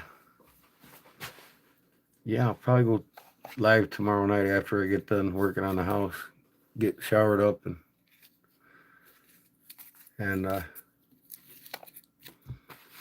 make some EDC hanks. Start with barbs and then or not barbs, but brown sugars, and then I'll bounce out over to some more for the website. I gotta make some send to Jim too. So the ones I make tomorrow, I think I'll be sending to him.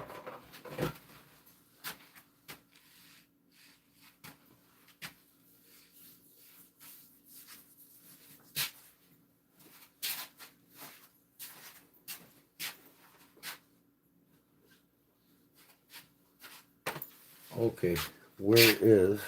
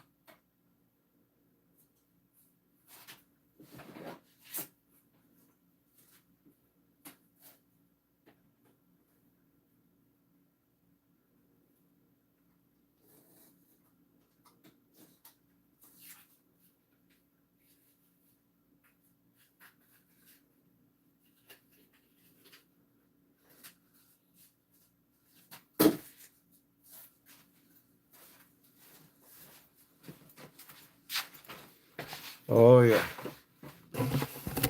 Well, anyways, here I am.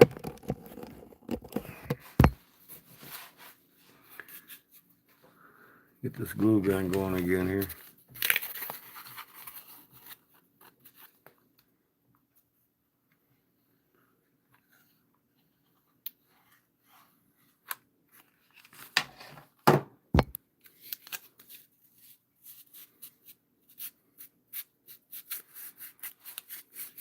Cardboard bobbins. Anyone?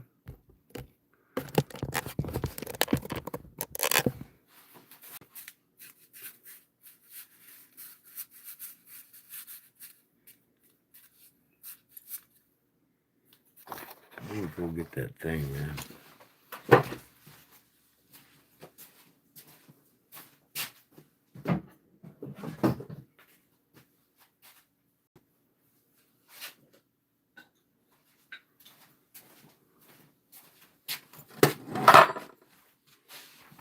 Oh, man, that glue gun stinks.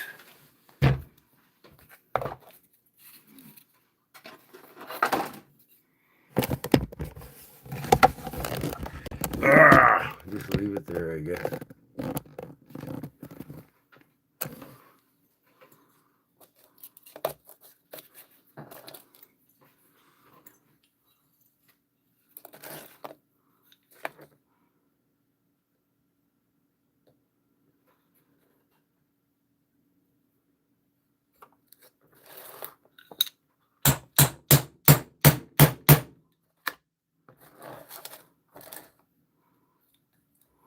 Let's see what the heck I'm doing here. There we go.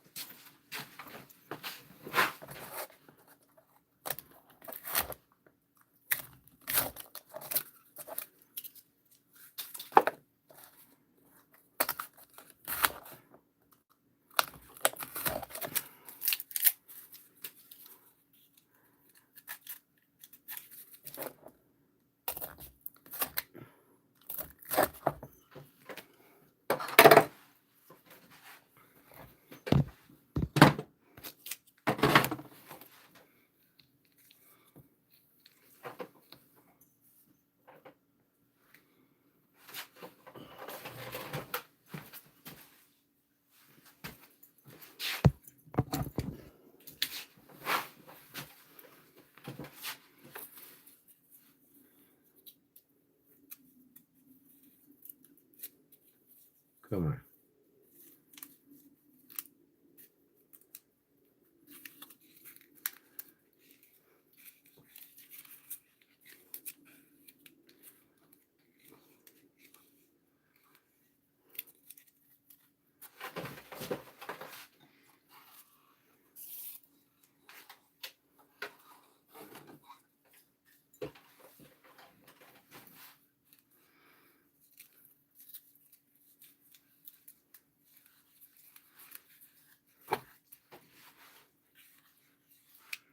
You know, it's crazy, but I was looking at on my birth certificate and I don't have a time of birth on it. Well, you know, birth certificates are a crock of shit anyway. If your parents didn't tell you what time you're born, they should have. I was born at 1 in the morning, December 7th, 1965. I was 7 pounds, 9 ounces. My youngest brother was 9 pounds, 7 ounces. But anyways, when you're born, the state tells the hospital that your mother's got to sign a birth certificate. And when your mother does sign a birth certificate, she basically makes you a resource to the federal government. And therefore, they give you a social security number when you're born through your birth certificate. which is one of the biggest con games there is in government, and people just don't have a clue about it. The number in the back of your birth certificate is your ticker number on Wall Street. That's what you're obligated to pay back the debt, national debt, through your Social Security number. Now, if you don't get a birth certificate and you're what they call solvent, therefore, meaning there is no legal laws in the books that says that income tax and personal possession taxes are legal. There never was a legal law making them legal. And if you become solvent, you don't have to pay them. And there's 1,700 people in the state of Illinois right now that are solvent, and they don't pay income taxes, personal possession taxes, property taxes, all that shit. And you can give up your Social Security and become solvent right now, especially when you're young. It's the wisest thing to do. Just learn how to invest your money for yourself instead of having the government do it for you. And then you're not obligated to pay back their national debt, and you're not a resource to the U.S. government. They don't own you. So, yes, there is no laws making income tax and personal possession taxes legal. The government created a system called the IRS to bully people legally, to make you pay them or put you in jail. But if you become solvent, the county gets a registration that you are solvent. You do not pay the taxes. They can't even give you a moving violation for a vehicle registration. You don't need one, because that's another taxation. Many people quit working for the IRS because they figured that out. Hey, I'm basically conning people to make them pay taxes working here, so they quit working for the IRS. Lots of people, thousands of people quit working for the IRS because when they found out the truth. You know, it's crazy, but I was looking at my birth certificate. Oh, okay, I just read that. Yeah. Be right back, Jim says. Coffee break. Man, I got a lot of this stuff, boy.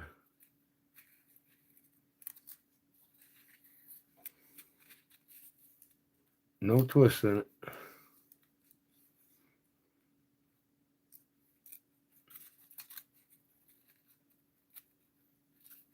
There we go.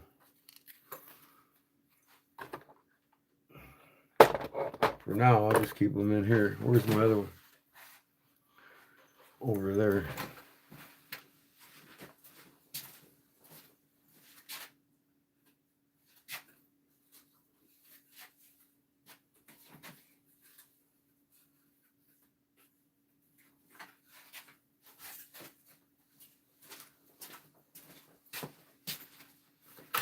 What did I do with my darn?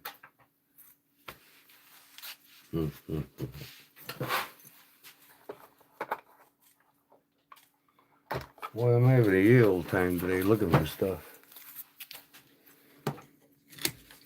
The other day I couldn't find my lighter because it was in my back pocket again, as usual.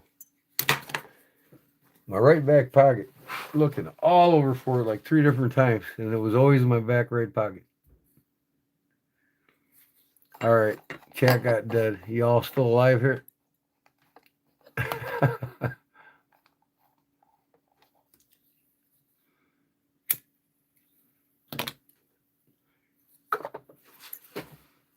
I guess I can make a couple more bobbins.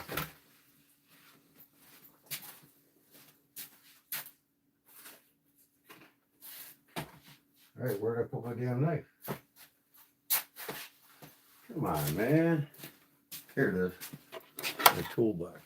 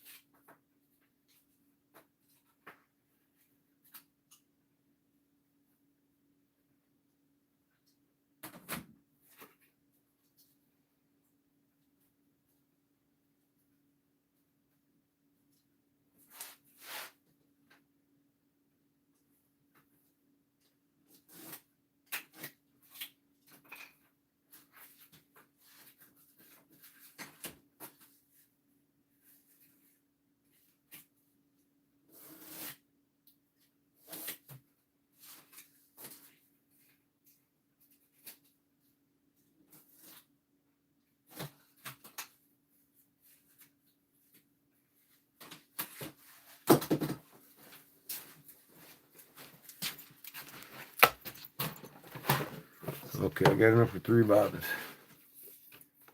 You listening? Okay, back, Jim. Coffee break, huh, Jim? Boy, I didn't even get a cup of coffee at all today, man. What's wrong with me? My wife refused to make it for me this morning, so I had to take off early, and I just left her at home and said, all right, see you later. I didn't even stop at McDonald's to get a cup. That's the only thing I buy from McDonald's is coffee. When it's an emergency. I never just outright buy it from there. It's always coffee at home. My wife was on strike.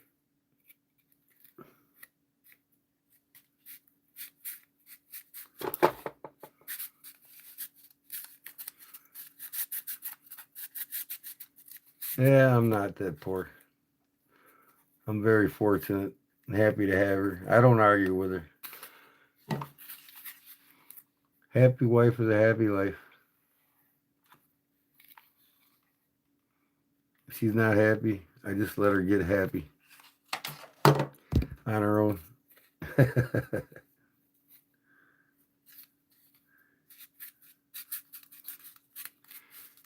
Never argue with a woman.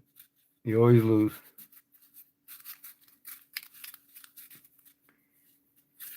What country are you from, Jim? Jim's from the United States. Wiggins, Mississippi. You mean county? Yeah, you guys are both from Mississippi. Right?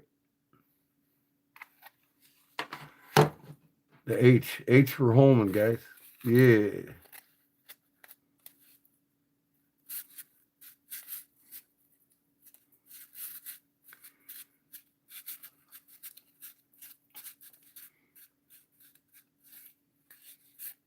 County. Yeah. Stone County.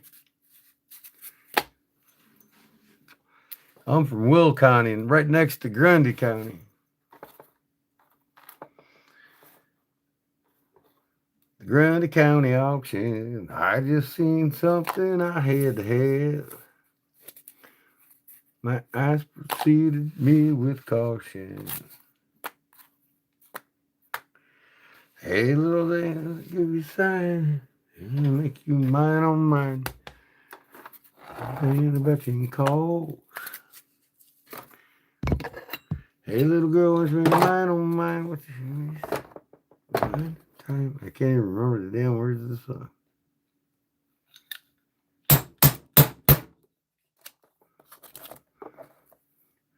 I'll make this a little bit wider.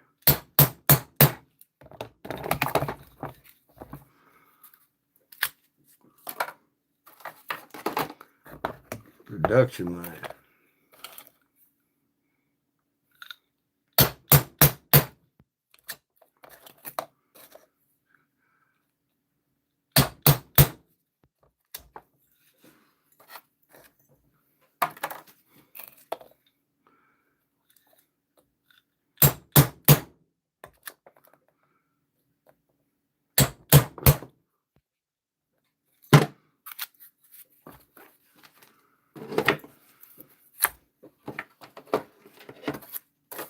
And then, of course, I had to leave my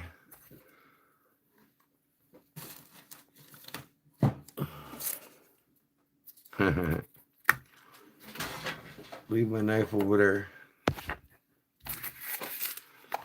Let's see it. I know what. I do know.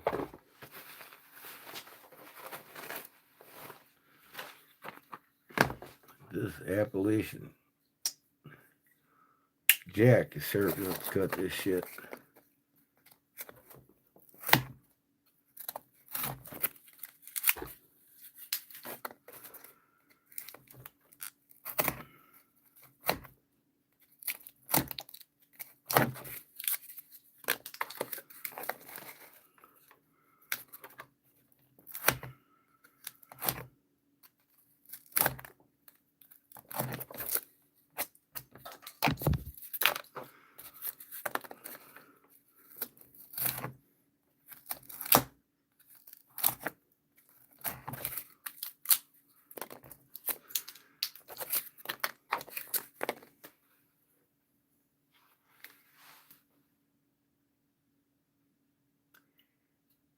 One of my only vices, coffee.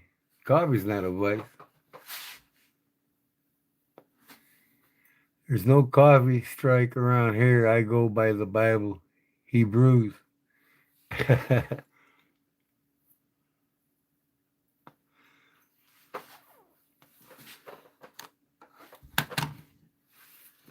Claude's wife said the hurricane's coming through there, North Carolina. She said, but she thinks it'd miss them. And I didn't hear if it did or not. So I hope the hurricane missed Claude and Cindy in Newport.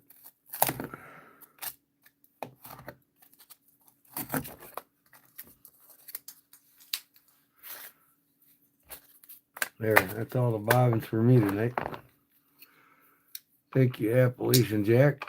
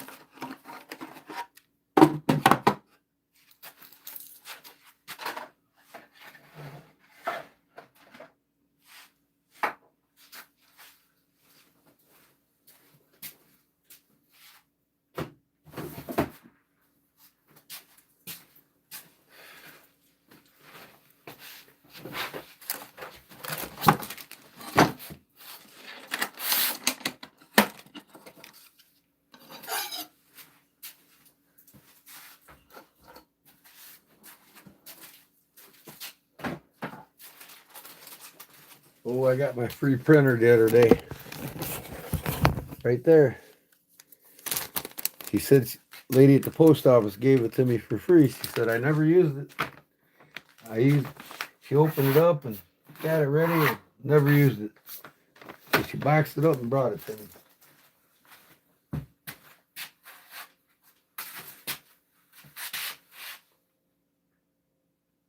Office Jet Pro 8610. Hewlett Packard. It's a Bluetooth. It'll work just fine. I'm going to clean my desk off here and get that out of there and put it right here. Start making my postal labels.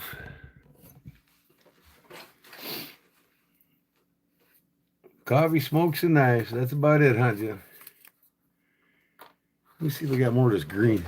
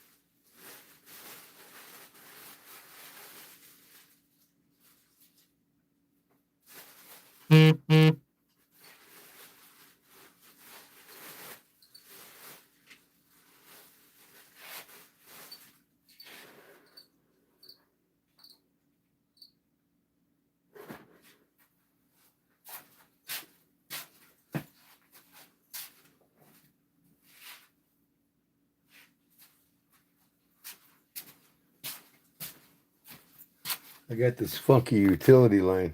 I never use it for anything. I got orange and pink. I had another pink. I think I made a lanyard for Jim one time with it, didn't I, Jim? It's the same size as Paracord 550.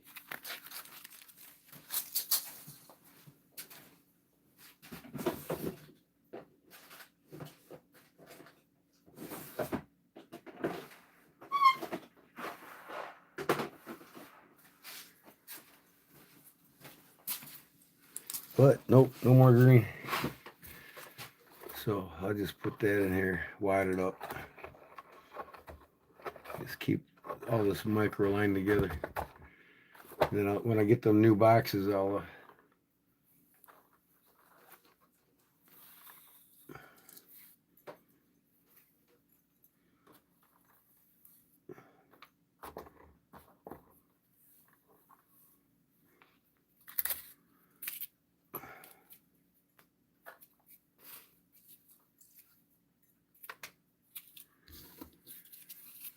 Hello, John Adams. What's up, man?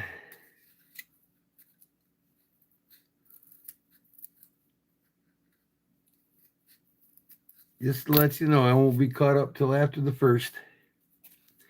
On the first, I'm caught up. I got to get Jim's package out. I'll be working on the next several days. Actually, next couple days. In 2 days, I got to get them shipped to him.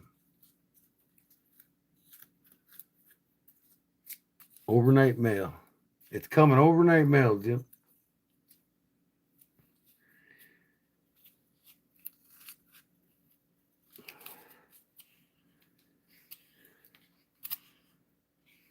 That means you got to sell at least one night for me so I can pay back my overnight mail shipping cost. I get paid for my overnight shipping mail.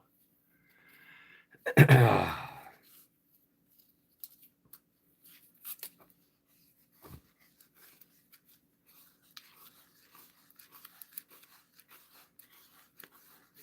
think you're going to be just fine selling at least one of my knives, huh, Jim?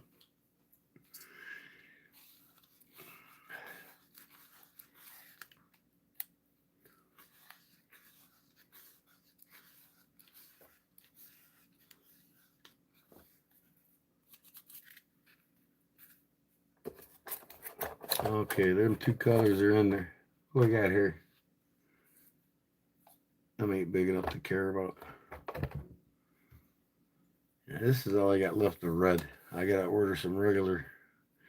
I'm going to do that tonight, I think. Or today. Or tonight when I get done working on the house. Red, black, purple, white. I'm getting all the basic colors. And then a few camo ones in between. I got all kinds of ODE green.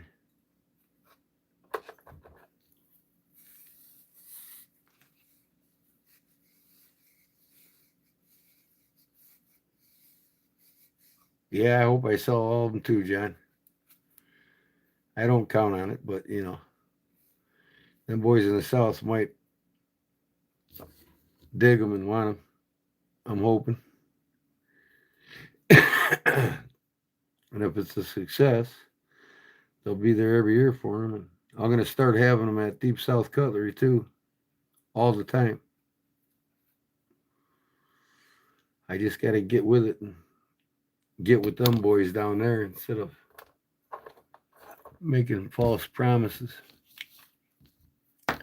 But I've been getting organized and getting things going so that everything starts running smoothly for me.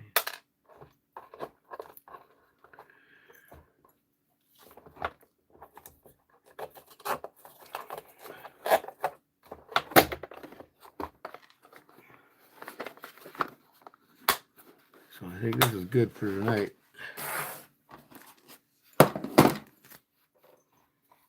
Good for tonight. Man. Oh, Jim, I don't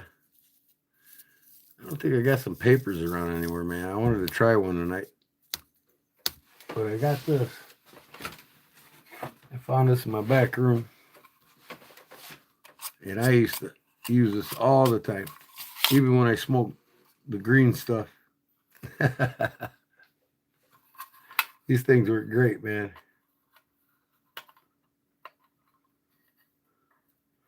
If I can find a paper, I'll show you. You know what it is, Jim. I'm not saying you don't, but oh yeah. Open that bad boy up, put your paper on there. Right? Pack that tobacco in there. Close the lid. And it pops it right out the top. Used to have several of them, but this is the only one I could find the other day. This is by Rizia. Is that right? Rizia. Yep. Go Bears. Oh, yeah. They pulled it off. They sure messed up a little bit in the beginning. They should have had 2 scores right off the get-go in the beginning.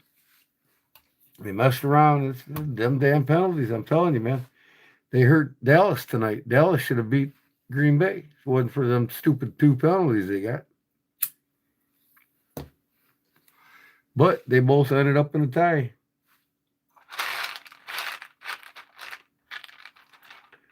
And the greatest thing of all, my Steelers beat the Vikings.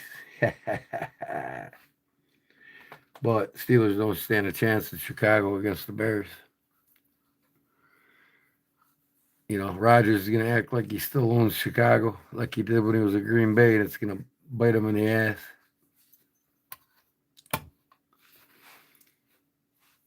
Like I said, Packers are the same old Packers. They get halfway through the season, they start doing a nosedive. They start out strong and go, and they always lose in the playoffs.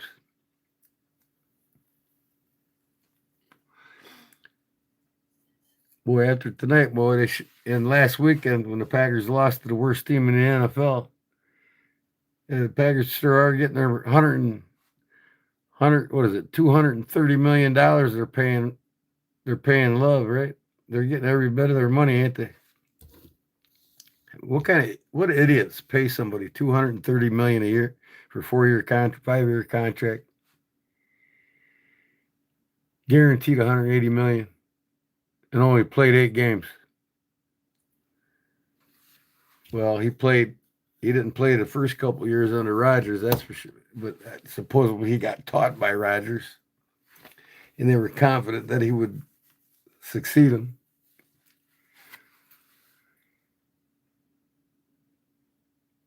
You haven't seen one of them in a long time, huh? Yeah. I've had one for a long time.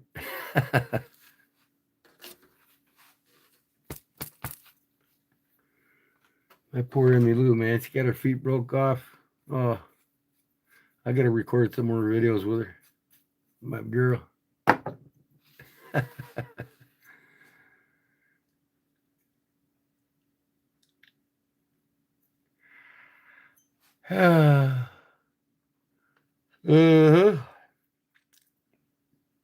Yeah, they're back to 500, the Bears. That's good. They got a bye week next week. And then they're going to go against a beat up, broke down Washington. So there will be another win.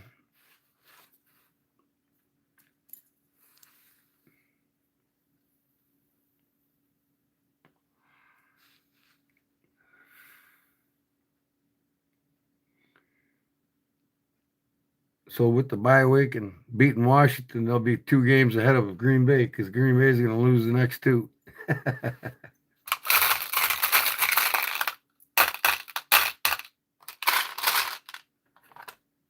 Yeah.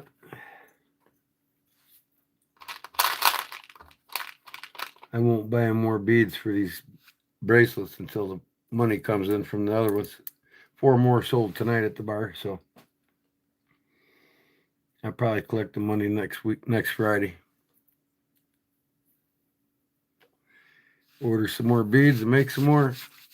I'm going to have them for sale on my website, too. That's what I wanted to check. I paid for a domain name today. $39 for the whole year for a domain name, so I don't have a Shopify.com. It's now KodiakEdge.net, I think, and I'm going to find out right now.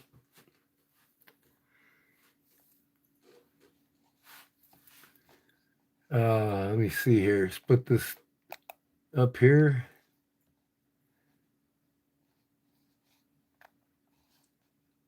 Get rid of that. Get rid of this. There we go. I got 4 pages up here at once. How the heck did that happen?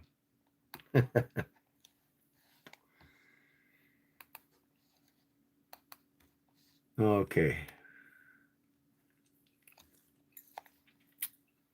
Oh, God. Look at this girl. Ooh. Little too much sugar there, kid. Your parents ain't feeding you right. Like I said, these kids are eating 200 to 300 pounds of sugar a year. Look at that.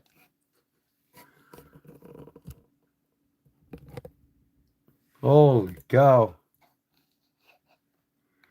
How could you feel good about that? How could anybody feel good about that? Female pastor even. Wow. That's how you need to be a pastor in the church. Let me tell you what. Big Reds Brigade, members only exclusive.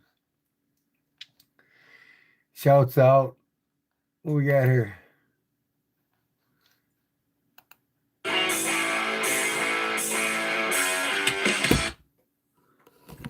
All right, Barlow Gage. Old Big Jim coming at y'all from the Old Big new Jim. setup here at in the bog. Looking good, Jim. Happy Sunday, everybody. I hope everybody's having a blessed day. Been moving around here pretty good. Well, this man don't love the booty. There's always somebody that loves something. You're correct. But how you doing there, Stacy? And yours is up too on the table Tuesday. I got that bottle opening coaster for you. It's been sanded and sitting for a week. Now I'm gonna put a clear coat on it tomorrow and get it out to you Tuesday morning. I got a couple more items, and them are out, and everybody's out. I got Robert Jones out the other day,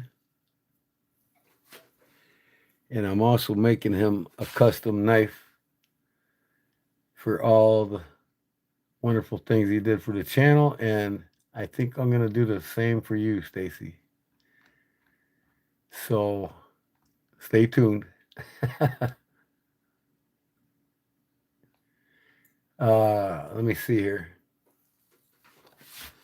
Yep, including the two bozos I got rid of.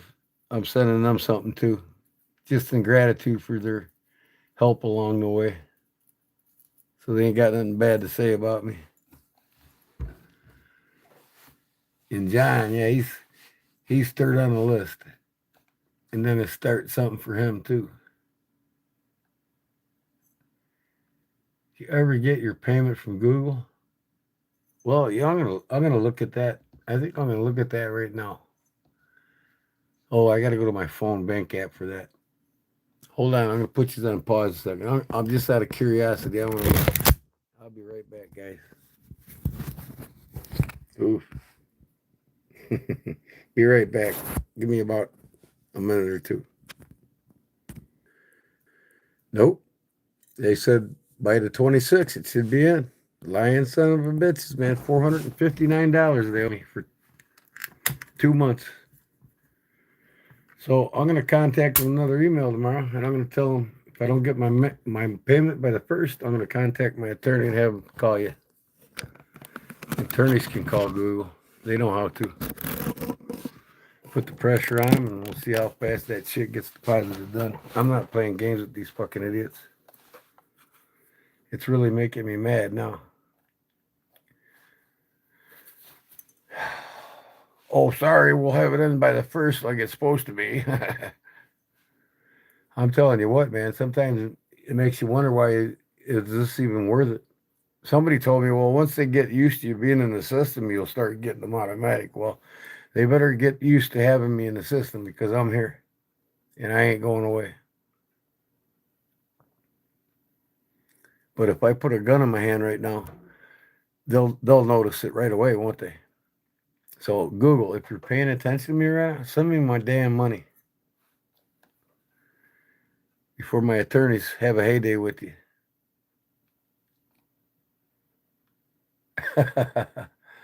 Y'all have a great week. See y'all later. All right. We'll see you, Stacy. Thanks for stopping in, man. I'll notify you here in the next day or two.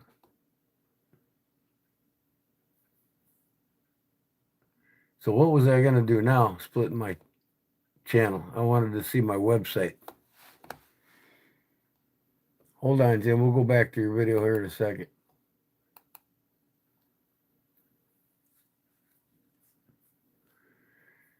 Oh, my channel.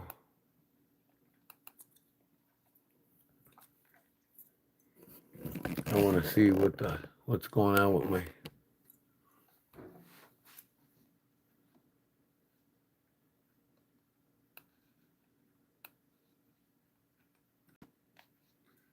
If it automatically changed or not in my links, my Shopify. Well, there it is. So now I've got to go to my messenger on my phone. To reconnect your device, check that your mobile device and PC are connected to the internet, then restart phone link. What?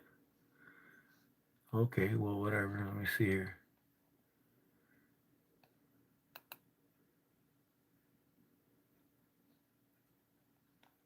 On.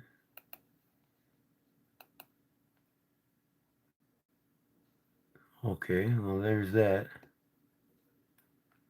Well, I hope Claude's doing all right. He hasn't answered my emails back.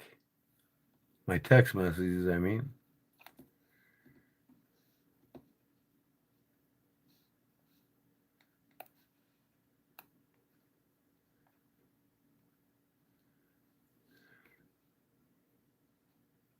Uh,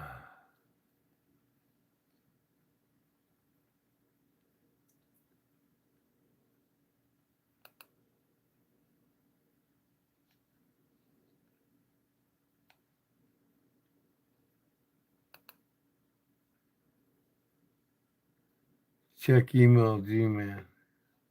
Email? Okay, give me a second here, Jim. I'm trying to find. Oh.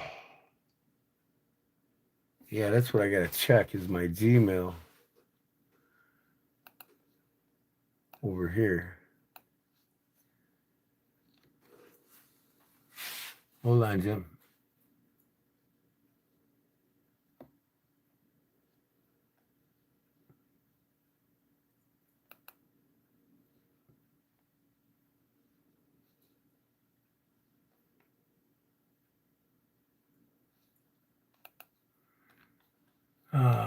Inbox.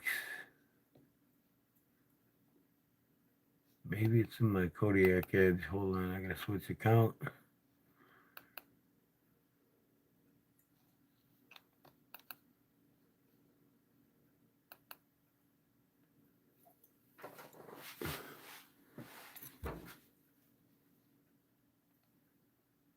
Kinfolk. That's the knife you got, huh?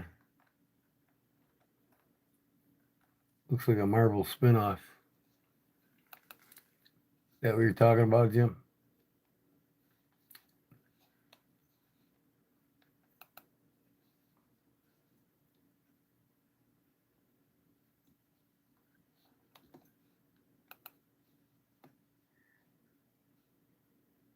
Domain registration. Here it is. You've been charged for your bill. Your Shopify store Kodiak Edge has been charged $19. This transaction will appear on your credit card statement. Okay, that's fine. Now it is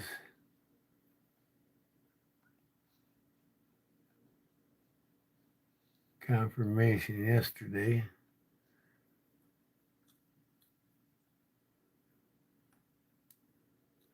So what year is that knife, Jim? It's got to be like 1920s or newer.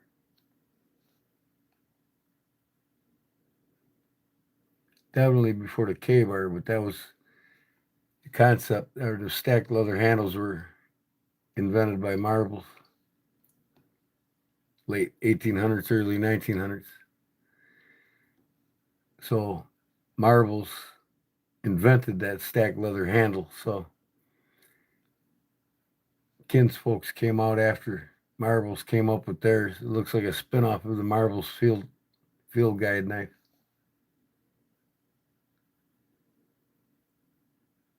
Yeah, see, yeah, that's what Russ Case did. He copied Marbles. The fuller and the stack leather handles were invented by Marbles. They weren't invented by Case.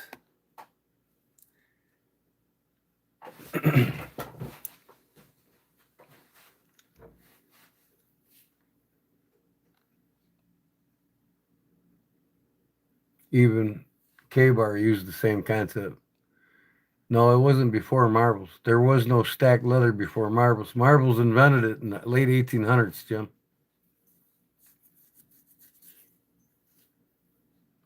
I mean, prove me wrong. Maybe I am wrong, but from my studies and my understanding of reading it several times, that Marbles had the patent on both the stacked leather and the fuller in the beginning.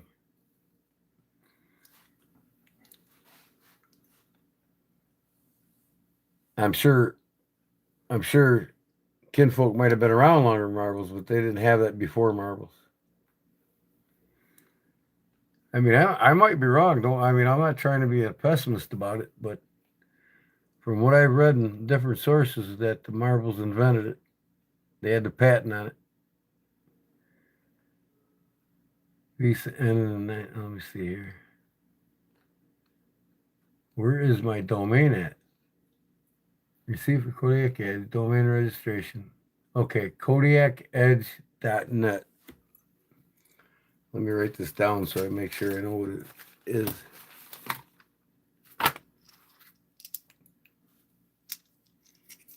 All right, I'll Google it here in a second. But Google ain't always right. But I've read it in several different sources about Marbles. I mean, Marbles doing that shit like before 1890.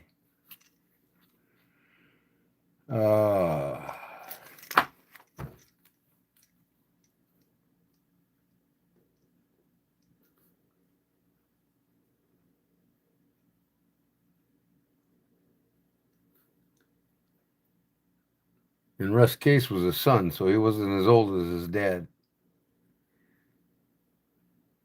The Russ lock was invented by his father in name to him.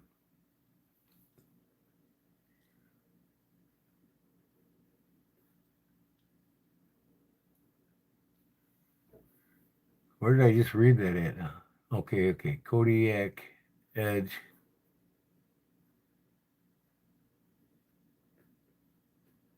.net. Now I want to go there and see if it shows up.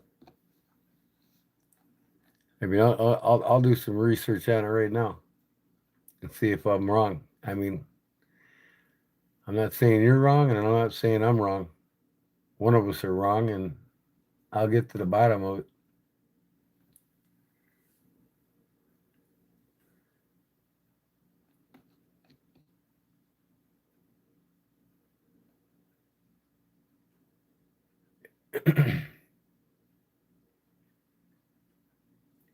Okay, KodiakEdge.net.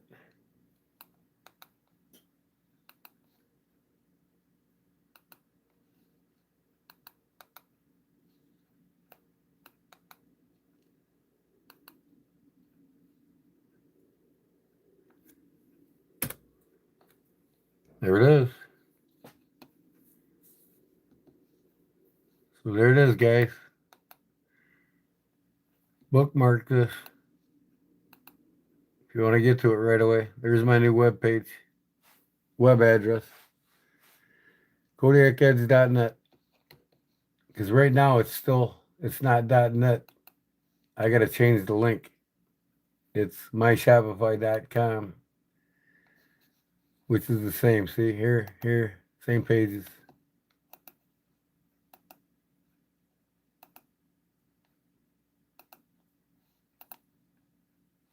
Got a lot going on. Been working all day trying to figure out what to do with this camera.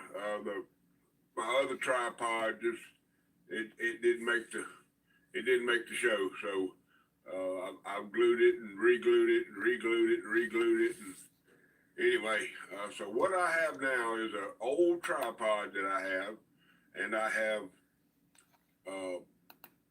tie wrapped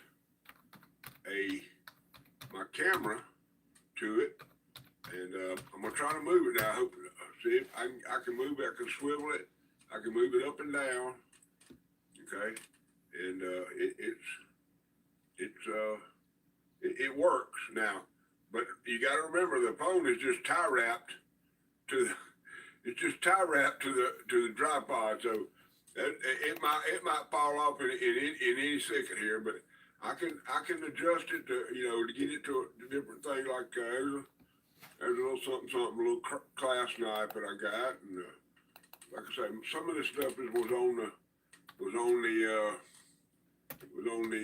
the video I did yesterday for y'all. Anyway, y'all know I've been doing some shout outs, and a lot of these I hesitate to do, but today I'm going to shout out a member of the family, the Barlow Brigade family, that has been a solid ever since the beginning, and I just feel like I need to do it. He's been wanting me to give him a call over in Atlanta, Georgia, but I'm so busy, and I don't have any excuses, Brother Dan.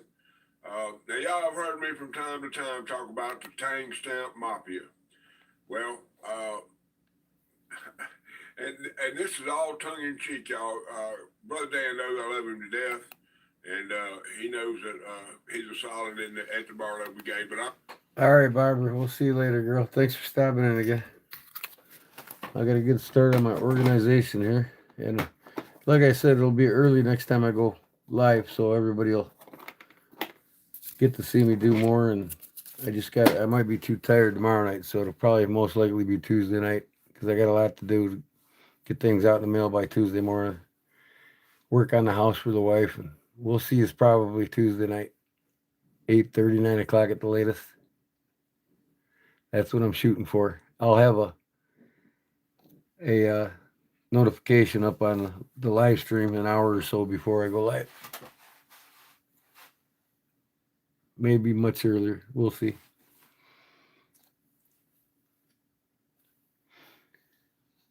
But yeah, thanks. out now, Mr. Dan Edwards today in Atlanta, Georgia, and I have to tell y'all the story that goes with it. Last year, I had made big plans to go to Ellaville and be a part of the show, or at least go and see what was going on over there, because I knew that if the knife doctor was involved, it was going to be an epic event. Well, things turned out and things happened to where I didn't make it. But Brother Dan Edwards showed up there and was looking for me, and he brought me a cutter, and which I am proud. Donald Trump told to stay the hell out of Portland. As the Plaza Reservation take over Portland. Residents of Portland, Oregon are being urged to resist the authorization takeover by President Donald Trump. Yeah, what the hell does he think he is, man? Hitler? Still have it. Wow. And he didn't know how to get it to me. So got a lot of people that voted for him getting pissed off at him. Booth, and the first person that he met there was Heath Warren. But I like knives. Two is Heath Warrencliffe, and he gave the knife to Heath. Heath put the knife in a box, got it back to Mississippi, left it down at the knife shop.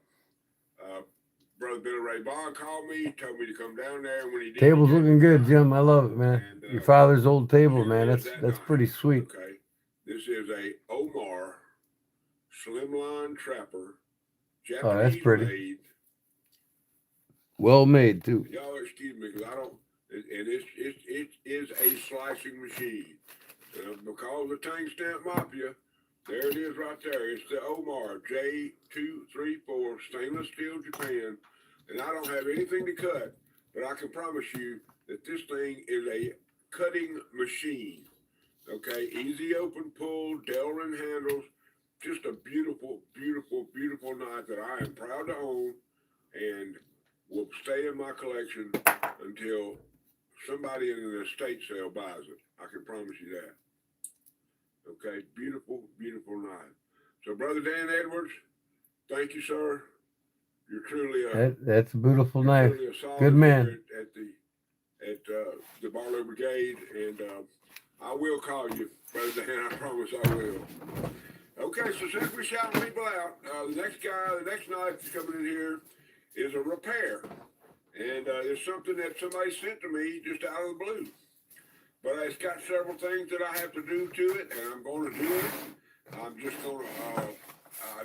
gonna go through the problems that I'm issued with right now, and so the person that sent me this night was a man named Don Offroad.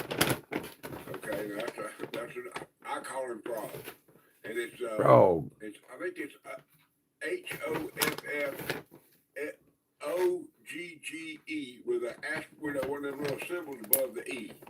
Okay, and he sent this knife right here. That's cool. Cane Cutter Barlow. Nice. No surprise about that. You can see that it's got beautiful bone covers on it. Just a beautiful knife. But it's What in the fuck, man? There's several issues with this knife. One of them I can't figure out. First of all, you cannot. Why did my live stop, both man? blades to pull open. Holy Open cow. up the pin blade. I'm having trouble reaching around this camera thing, but I'm gonna fix that. I'm gonna order me something from Amazon. But anyway, that's as far as that secondary blade will go on this knife.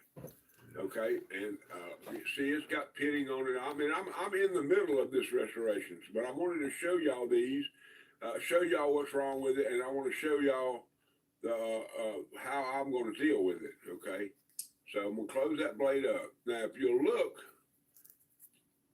the scale, see how it moves? So it's got movement in it. Okay, well, for me to get it back to where it lines up. This pin, whenever it moves over like that, the pin sinks down in there. You see how it's below the bone right there? Okay. Well, I've got to get that up, and then I've got to make a dam on this side of it to hold I'm going to put 2-part epoxy in there and let it get hard. Might try to dye it. But see, I've got to get everything lined up before I can even attempt to glue it. So the way I do that is I take a popsicle stick. Now this popsicle stick, if you'll notice, has been beveled on this one side right here. Okay, and I use that to get in there and clean it out. But today I'm going to use it. I'm going to put it in there, and I'm going to force that pin up. Get it back. See, you might have heard it snap. Then I'm going to move that over to there. Okay, now I'm going to ease it out of there, and I'm going to get the other end that has not been ground down, and I'm going to slide it up in there, and that's going to hold that pin in place. Okay, and then now I can take and probably put a little spot of super glue right at the bottom of that and let that dry, and then I'll put a piece of tape along this part of the knife right here, and I will then fill this up with some 2-part epoxy to make that to get that. Jim, you don't need to use the super glue. Put you a small bead of hot glue in there all the way along the bottom edge of that scale. Because if you don't do that, that epoxy is going to run underneath and create air bubbles. But if you put a small bead of hot glue along that whole length of that crack where you want to dam it up, you build the sides up so you can bring up the epoxy. Make sure you put some hot glue in there, because that epoxy will find its way in any little crack and keep running on you. It'll never stay level. You hold the knife level like that, and you got that hot glue along here, that epoxy, that casting resin won't run underneath that scale if you do that. If you don't do it, it's going to run and keep running. You'll never have the level higher than the scale itself to do it. I've done a lot of live edge tables, man. If you don't seal off everything around it on the bottom, it finds its way out of there.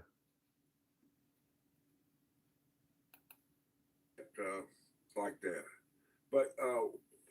and while I'm on the, you know, these, I keep several. I just went and I got on my bench grinder. I mean, my little 1x30 grinder, and I make up. See how I got this one beveled this way, and I got this one almost to a point, and then here's a new one that has been just ground flat on both sides. But these little tools. I mean, they cost nothing. You can get a whole bag of these for for $3 at Walmart.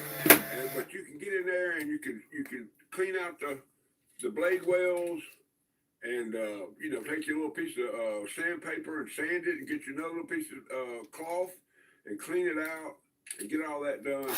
But the other thing that I do now, see how clean the king cutter writing is on this side of the knife. Still with me, Jim? Anybody here yet? Everybody take off. Well, I can get it. I can't hardly see because I've got the camera up my face. But see how it's still dirty and all in there? Well, what I do is I take a carpenter's pencil. Now, and I do the same thing. I take and grind it down into a long beveled point, and then I'll take my knife and I'll clip around there and get it. And now you What's up, Val McMaster? That builds up on the blades and all that. So just a couple of little tips there to get y'all something to do. First of all, it gets me a video out for y'all today. I'm very glad nice, that y'all Jim. came by. I'm not stressing. Hello, Jim. Did I chase you off, Jim? Are you still with me, Jim? With my knife, more with the parts of me filming this stuff. But I'm gonna get the proper equipment in here, and I'm gonna get the things I need to where I can continue to make quality videos for y'all. So I need all of y'all to know that I am so happy and blessed this Sunday that all of y'all are part of the Barlow Brigade.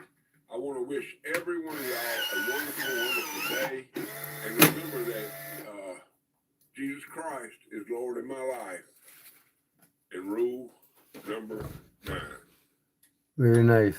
Awesome, Jim. Awesome. If you're still here. I hope you are. Hope I didn't make you mad and chase you off. Wasn't my intention. But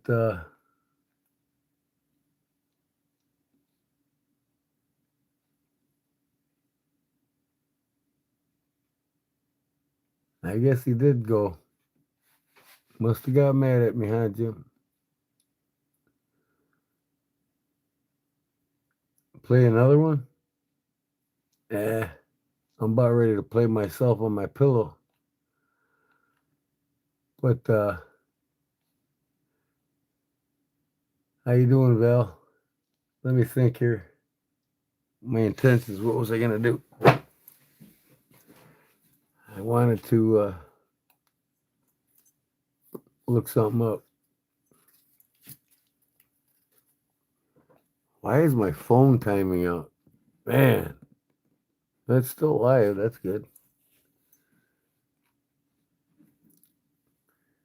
It's like my screen goes off now on its own. I don't know why. I must have hit the button. Maybe it's in here. I hit the wrong button here.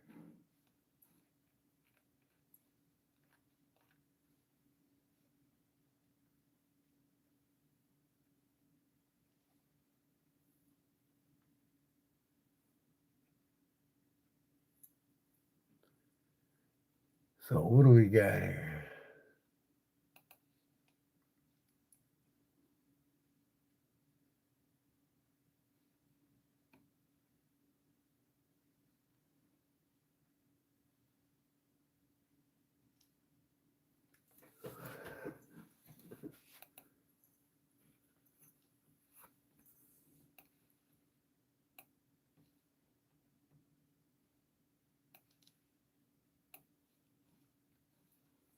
I'm looking up this about kinfolk knives. Let me see here.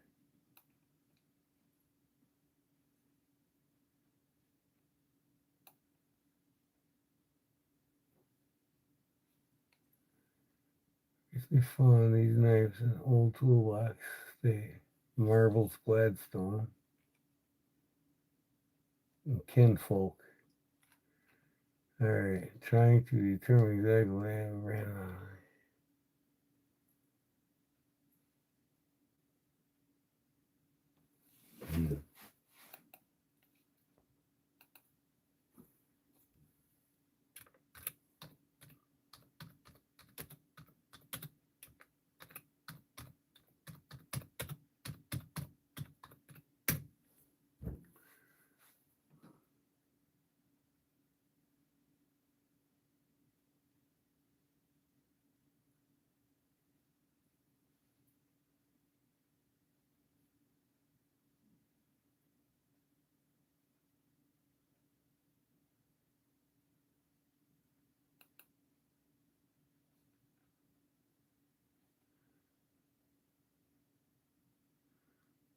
Dean Case, Russ Case, Tim Chapman, Little Valley, New York, 1925 to 1957.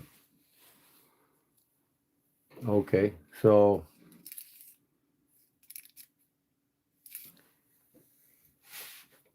1925 to 1957.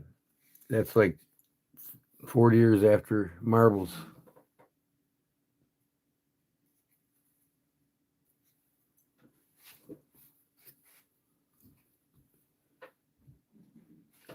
All right. So we know 1925 to 1957, Kinfolks by Dean and Russ Case.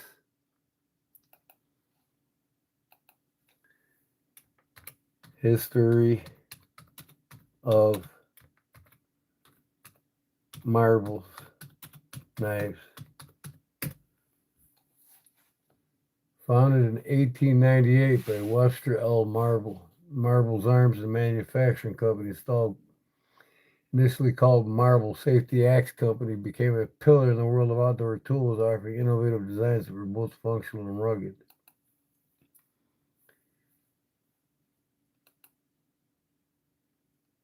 So according to this, on April 23rd, 1854, Webster Marble grew up. He was like 18 years old when he started inventing things and knives.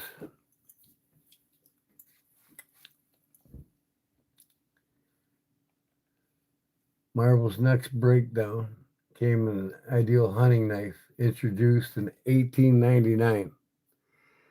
This is the Marble's hunting knife. Save image as.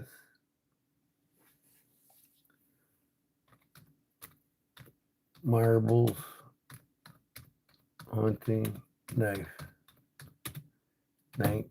18.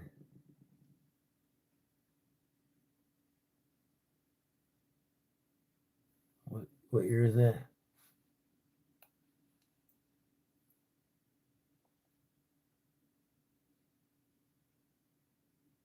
$18.99.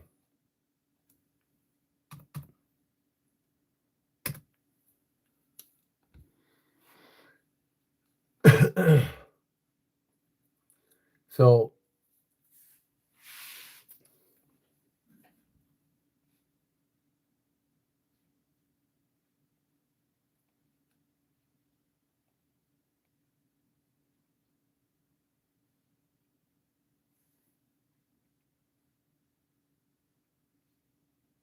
Marble's next breakthrough came with the ideal hunting knife, introduced in 1899, designed for hunters.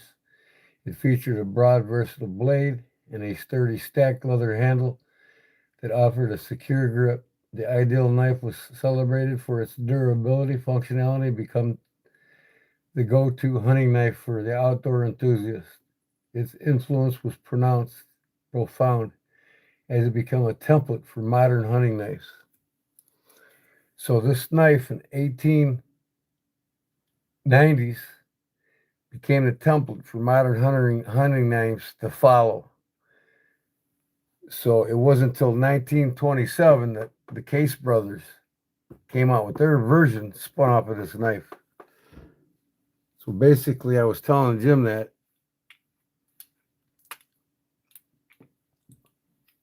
and if I read on more, they'll talk about the patent of it too. But Marbles was the first to use the stacked leather handles in the fuller. they designed the fuller to grab the blade so they could sharpen it quick in the field because of its original scanty ground blade, sharp or cutting edge.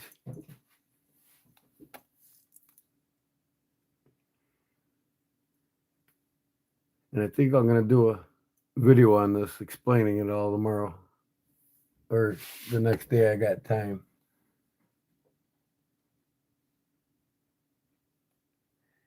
Its influence was profound as it became a template for modern hunting knives.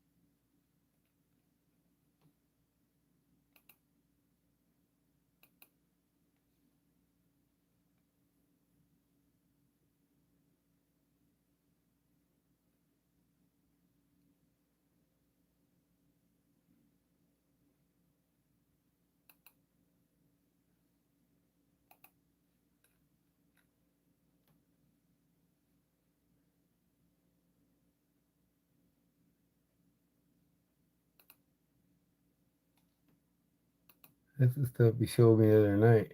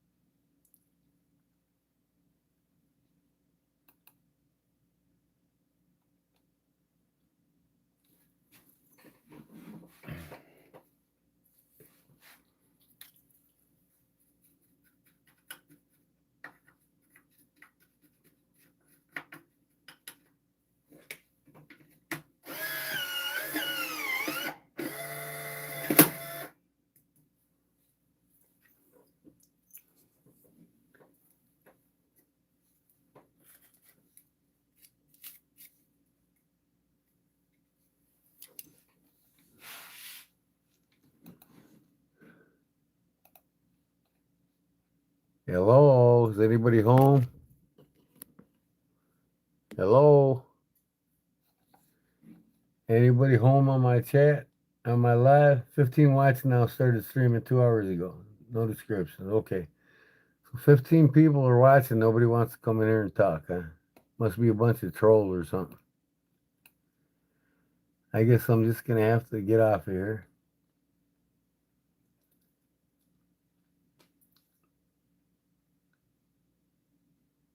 Hello. What's on, Leon? What's up, Leon? Are you in the knives, Leon? Or are you just trolling around the web, seeing what you can find? No big deal. I just want to get to know my audience.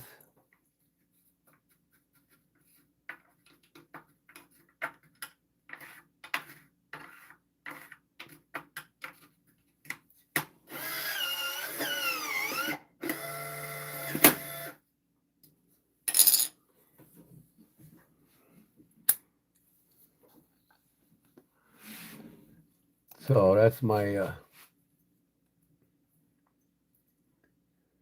you're a knife guy? Cool.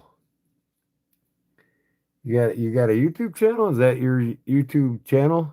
Leon Nodier? Or is it just your personal channel? 'Cause I like to touch bases with all my followers, subscribers, and people that are interested in my channel by getting interested in their channel.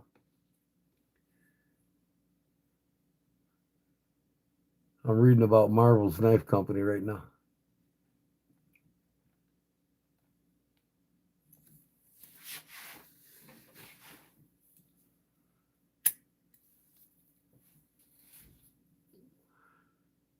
You can learn more about them in my description. I got a playlist with all the knife manufacturers in it.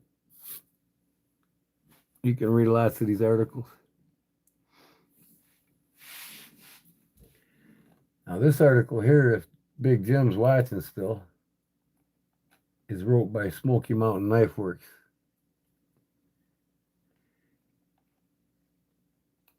But I've read many articles, not just from them, but by collectors everywhere. You're a French guy, and it's already morning here. Oh, that's cool. So I'm sure you got plenty of the Laguiole knives in your collection, right? I'm yet to buy my next one, but I absolutely love them. And I want to go see my cousin over there so I can visit her in France and go to the store in Laguiole store there in France.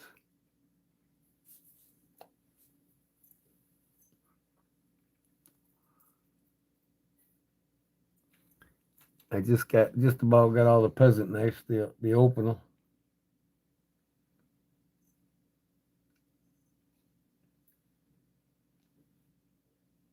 I show my Opinel collection in one of my YouTube shorts.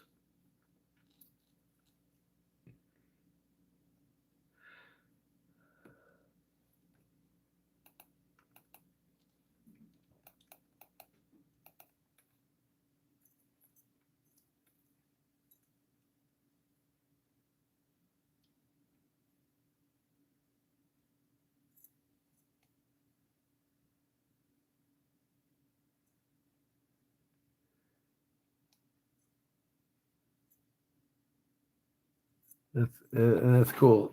I appreciate it, Leon, for swinging in once in a while and checking out my channel. It's nice to know I'm reaching out to the world. Makes it all worthwhile.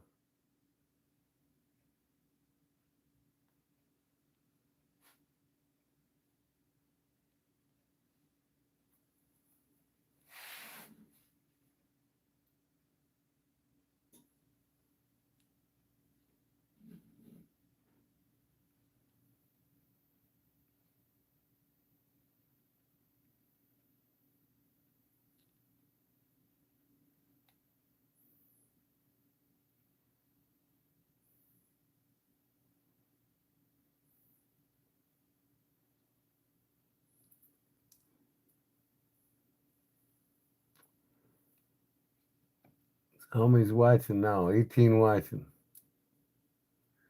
18, 17 quiet people.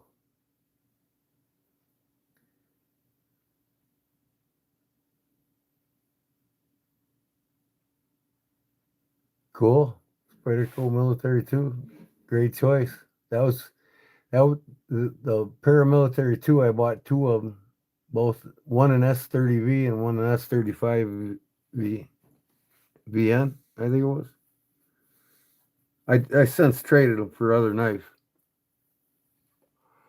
But them were the first two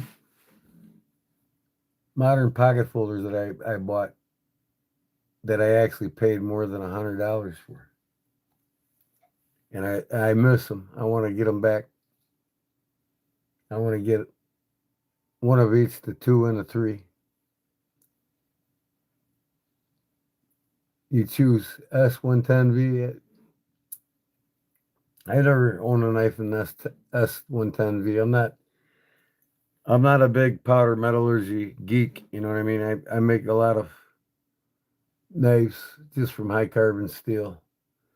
So I mean, I'm not even set up to do powder metal steels. And personally, if I can't sharpen it within a minute in the field, I don't want it as a tool. But to collect it, it's nice to have an S110V and nice to have a Magna cut and all that. And I'm yet to get my first of both, but I ain't no hurry.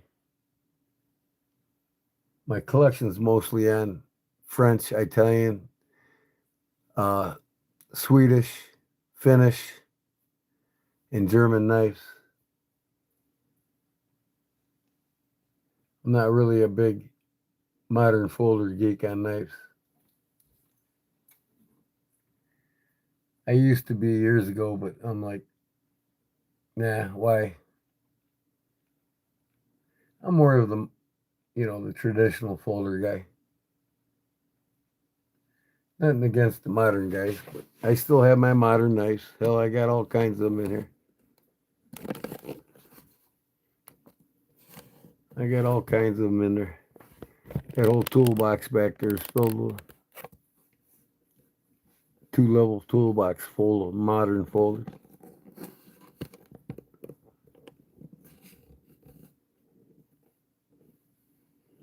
Yep, that's right. Nothing I'd use for work more than high carbon steel. The modern knives are just more for show and status than anything. But when it comes to quality handmade knives, it's hard to beat the Germans and the Japanese and specific American companies, not including Case.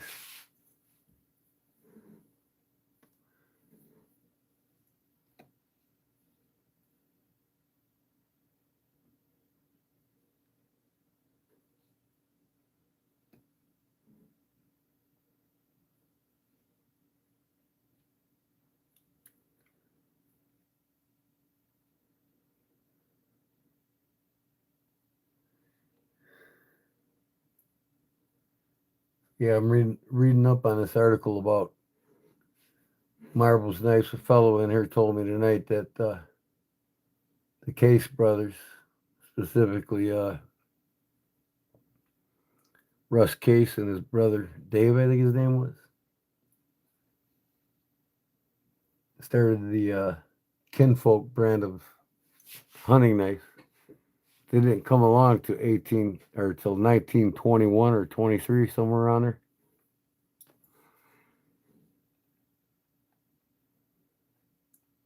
But the Marvel's outdoorsman knife came in 1898. No, what year is that? Marvel's production choices. Uh,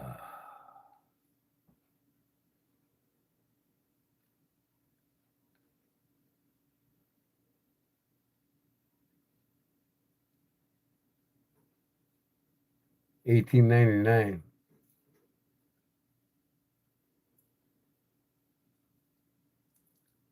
I was telling them that the stacked leather handle in the foot was basically invented by and patented by Marvel's.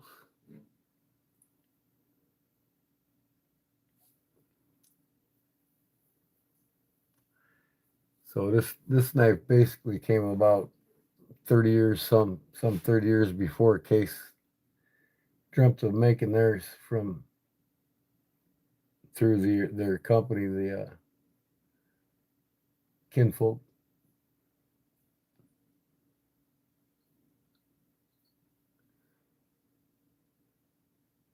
That's cool. And Valley, you got to go to that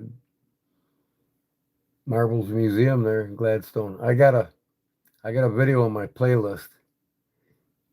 It's a tour of the Gladstone, Michigan museum, all about the marbles, how they started out in the safety axes, and they basically made every and anything outdoors safety matches and compasses and all that good stuff. All right, Leon, go mow your lawn, brother. I got in the whole acre myself to mow here pretty soon. I'll see you next time, brother. Thanks for coming in. I appreciate your support. But that's cool. Yeah, I go up to Michigan all the time for that, and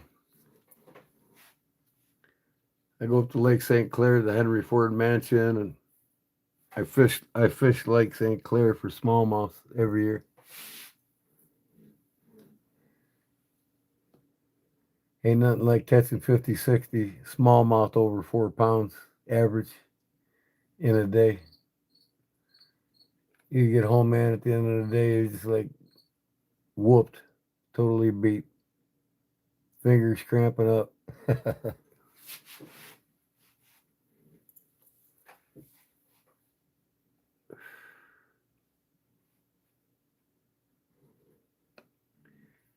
1908, Marbles released the Game Getter, a combination rifle pistol design right here. That's cool.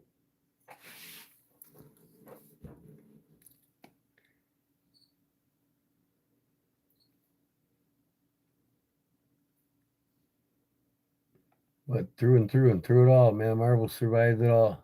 The Great Depression and everything.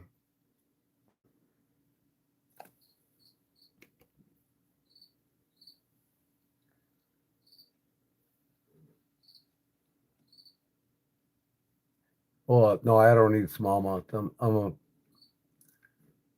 I used to be a semi-professional bass fisherman. I just go up there for the sport.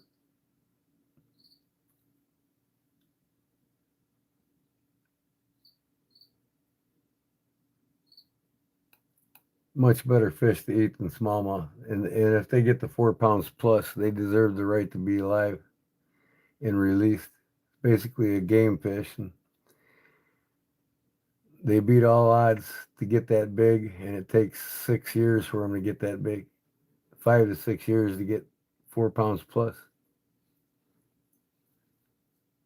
They deserve to be released. Catch the walleyes and eat them all.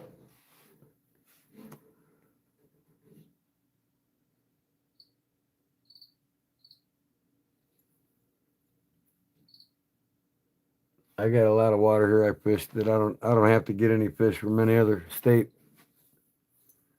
I get my walleyes, my catfish, my bluegill, my crappie, all that here. I even process and eat Asian carp. It's one of the best eating fishes you ever eat. The white flaky meat, just like walleye.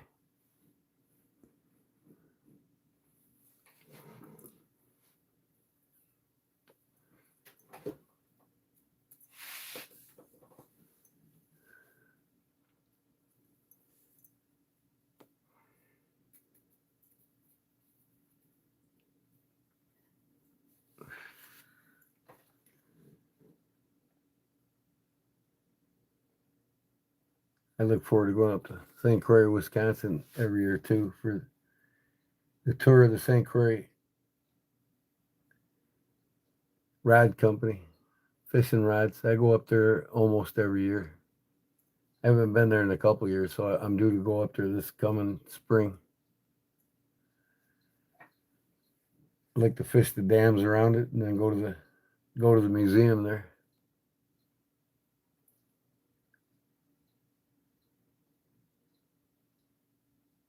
Yeah, because Smoky Mountain Knife Works now owns the brand. Yep, Marbles.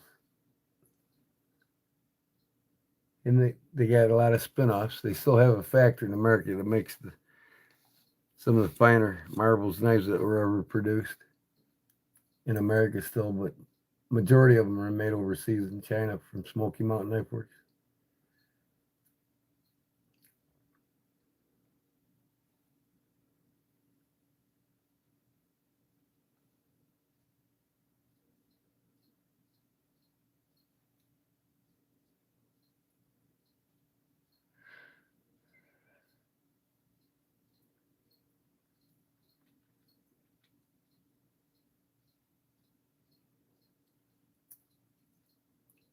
Man, it's 240 already. Holy cow.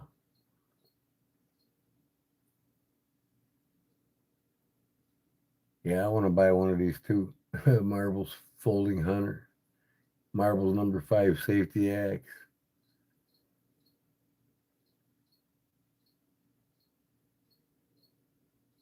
Well, I'd like to get that. Marble Stack Leather Hunter fixed blade knife with survival kit. Look at this thing here, man. That is sweet.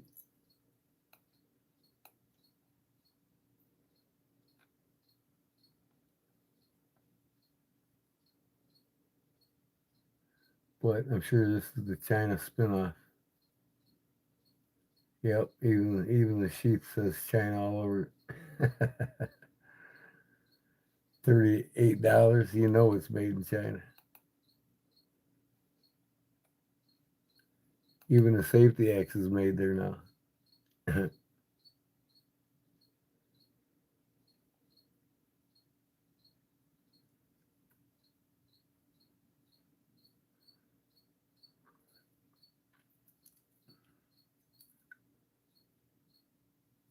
Man, look at this Benchmade Osborne.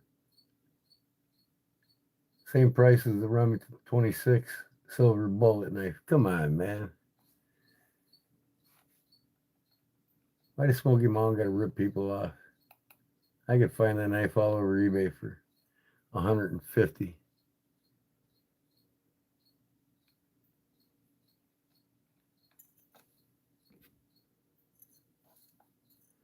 Man, I tell you what, my phone is acting up. I got to do something with it. All right, man. I got to hit it. So, thanks for coming in, and I appreciate your support. If you're here more than once and you like the channel, please, I hope you do subscribe. I'm going to start my giveaways again on Wednesday on the 1st, where I make something and give it away. If somebody overseas wins it, then they got to pay for shipping, if it's allowed in their country. So, that said, I'll talk to you all later, man. I appreciate the support. God bless you all, and peace. See you on the next one.